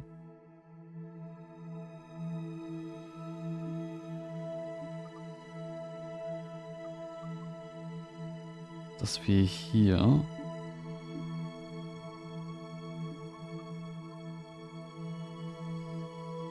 nicht das bekommen haben, was wir wollten. Also wir sollen auch nur 2 Sekunden beschleunigen? Klingt aber auch nicht richtig.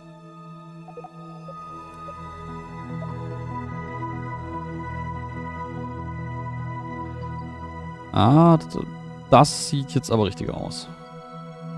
Vielleicht haben wir doch hinten und vorne eine Sekunde zu kurz geboostet vorhin.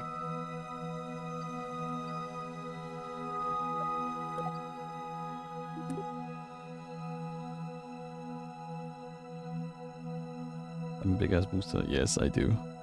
Aber der ist jetzt auch bald leer. Also ich habe die Befürchtung, dass unser Kerbal irgendwie in Space stranden wird. Ups. So. Ja, das finde ich ein bisschen seltsam, dass wir da so komplett unlimitiert sind.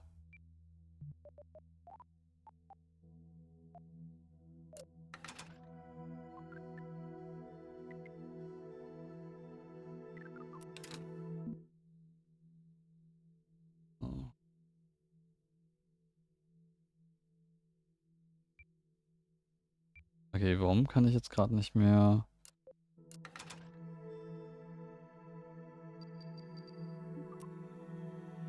Okay, also. Jetzt haben wir hier natürlich wieder einen Manöverplan, den wir erstellen wollen. Das Witzige, wir können den Manöverplan nicht erstellen, wenn wir auf Pause gedrückt haben. Das ist total weird. I don't get this.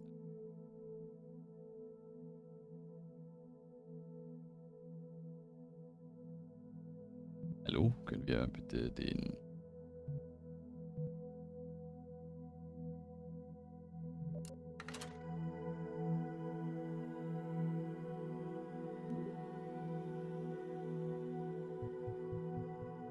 Warte mal. Retrograde. Und bremsen. Ab. Ja, wissen.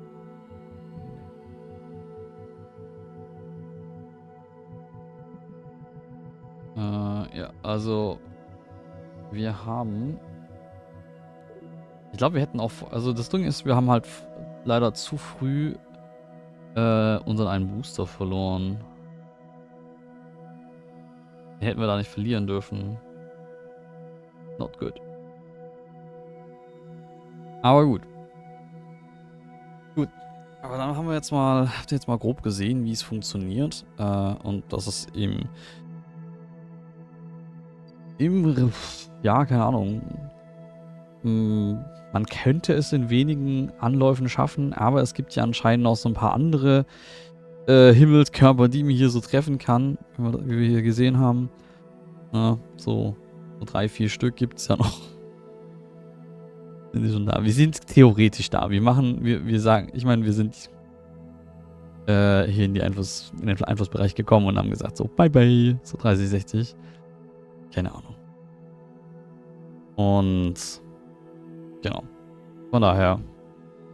Und ich weiß nicht, mit diesem neuen Manöver-Ding scheint es jetzt nicht so schwer zu sein, aber ich kann mich da natürlich auch irren. So.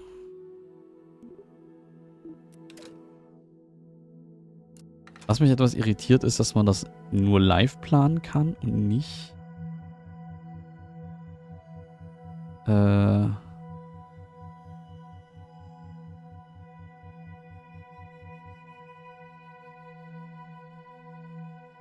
habe ich das jetzt? Ja gut, jetzt haben wir keinen Treibstoff mehr.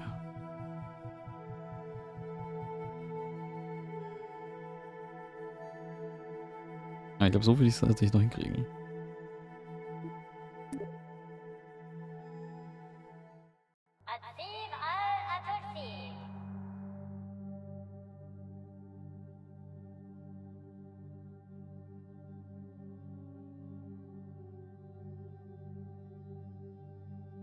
So. Dann probieren wir es nochmal. Retrograde-Ausrüstung ist ja schon. Ob wir jetzt noch in den Orbit vom Müden gelangen.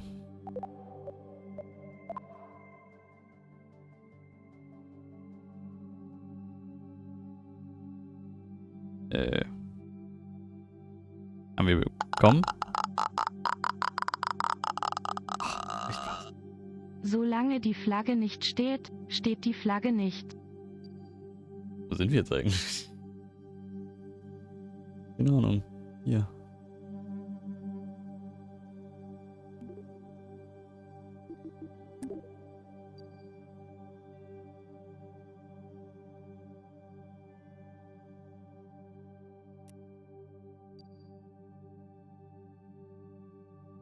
Witzigerweise haben wir jetzt gerade irgendwie gar keinen...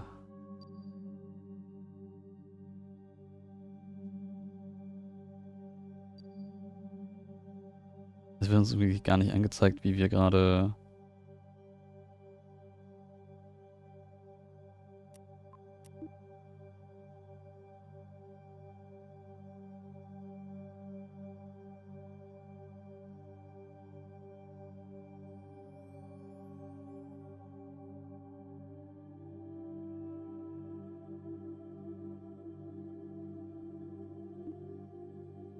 Ups, zu weit.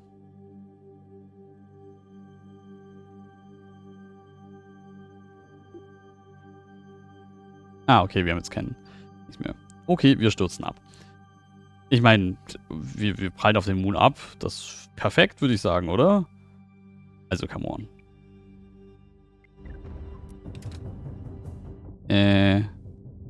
So, und jetzt? Hier. Also ist quasi perfekt. Wir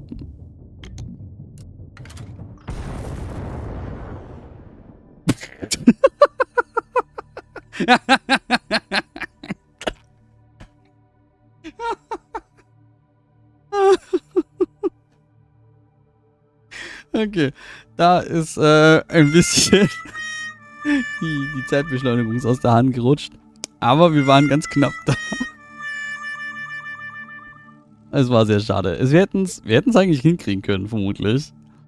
Wenn wir da jetzt, ja, keine Ahnung, nicht so hart aufgeprallt werden.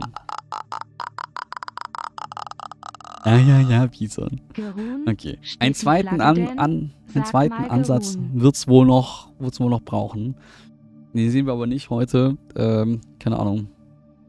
Wenn es mich nochmal packt, vielleicht schaue ich, dass ich es aufnehme. Und dann, genau. Aber sonst wünsche ich euch jetzt genau, sage ich nochmal vielen Dank an die Entwickler von KSP2, die mir hier einen Key zur Verfügung gestellt haben. Vielen Dank. Der Publisher war es, glaube ich, Private Division. Die schicken mir alle möglichen von ihren Spielen. Finde ich sehr, sehr super. Ist so quasi der AAA Indie Publisher. Hat das sie nicht hochbekommen? Ja, manchmal. Das kommt mit dem Alter, weißt du. Und genau. Aber auf jeden Fall vielen lieben Dank. Genau, wir sollten vielleicht jetzt, komm, gehen wir mal wieder ins Zentrum zurück. Oder? Hier. Oder? So. Na, seht ihr vielleicht nochmal irgendwie was Schubsisch. Genau, die haben mir nämlich einen Key zur Verfügung gestellt, damit ich euch hier zeigen kann. Und ich dachte jetzt so, wo ein bisschen Zeit rum ist und die so ein bisschen Zeit reingesteckt haben, damit die Kindheitsprobleme so durch sind, ja, wird das vielleicht ein bisschen besser. Das Problem, was sich für mich jetzt noch stellt, ist, wir haben jetzt zwar, wir können jetzt sagen, okay, hier, guck, es gibt jetzt, kann man ja auch, glaube ich, im Ortungszentrum sehen, glaube ich. Es gibt ganz, ganz viele Planeten oder halt irgendwie Himmelskörper, die wir jetzt beobachten können oder besuchen können. Aber das ist halt, man muss sich dieses Ziel selber stecken. Ne? So wie wir jetzt gesagt haben, okay, jetzt fuck it, wir versuchen jetzt auf dem Mond zu landen. Wenn du sagst so, ich will eigentlich mehr Anleitung, ich will tatsächlich eine Kampagne haben, wo man auch Dinge erforscht, wo man Geld handeln muss, wo man die ganzen Kerbals auch irgendwie trainieren muss. Weil ich habe ja gehört, dass ich habe mitbekommen, dass in KSP 1 ging das, da gab es das. Da musste man das Geld managen etc. Ich weiß auch nicht, warum es gerade so lange braucht mit Laden. Das muss man ja jetzt alles gar nicht tun. Das heißt, so irgendwie, keine Ahnung, für so ein Teil des Witzes ist durch und man muss sich halt seine eigenen Limits stellen. Ich habe jetzt gesagt, okay, Big Ass Rocket, let's go. Und mit einer kleineren Rocket wird es vermutlich auch schwieriger sein. Kann man kleinere Kampagnenziele, aber ich glaube, das ist dann einfach noch so ein Teil, das man in KSP 1 dann machen muss, bis KSP 2 da irgendwie so weit ist. Die Frage ist natürlich, wann wird das so sein? Ne? Das ist eine gute Frage. Es ist ja noch im Early Access, kam jetzt im Februar, am 24. raus. Und sie wollen jetzt noch, wie lange haben sie dran stehen, wie lange sie das machen wollen? Steht jetzt nicht konkret dran. Sie haben eine Roadmap anscheinend veröffentlicht. Ja.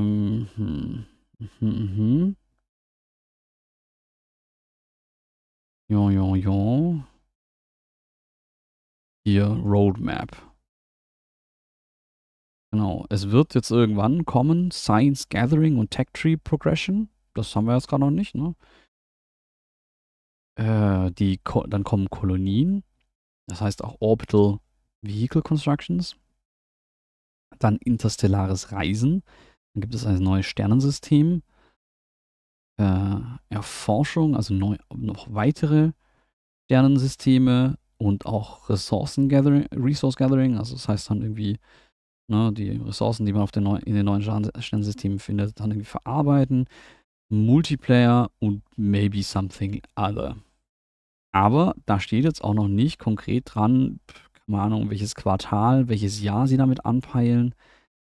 Das kann ich euch also nicht sagen. KSP 1 ist für 10 Euro gerade verfügbar. Das heißt, was ich gedacht habe, so, ja, KSP 2 wäre cool, aber das ist ja noch nicht irgendwie alles. Dann könntet ihr sagen, okay, für die 20% Rabatt, die ihr bei KSP 2 bekommt, also dann 40 statt 50 zahlt, könnt ihr die 10 Euro auch noch auf KSP 1 werfen. Oder ihr spart euch natürlich einfach das bei KSP 2 und wartet, bis es irgendwie ein bisschen weiterentwickelt ist, ein bisschen mehr, keine Ahnung, Kampagne, mehr Stoff da ist, wenn ihr das braucht. Der nächste Sale wird kommen, ne? So ist es ja nicht.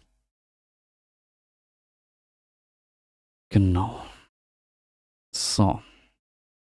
Gut. Also, ich glaube, KSP 2 ist auch, by the way, abgestürzt.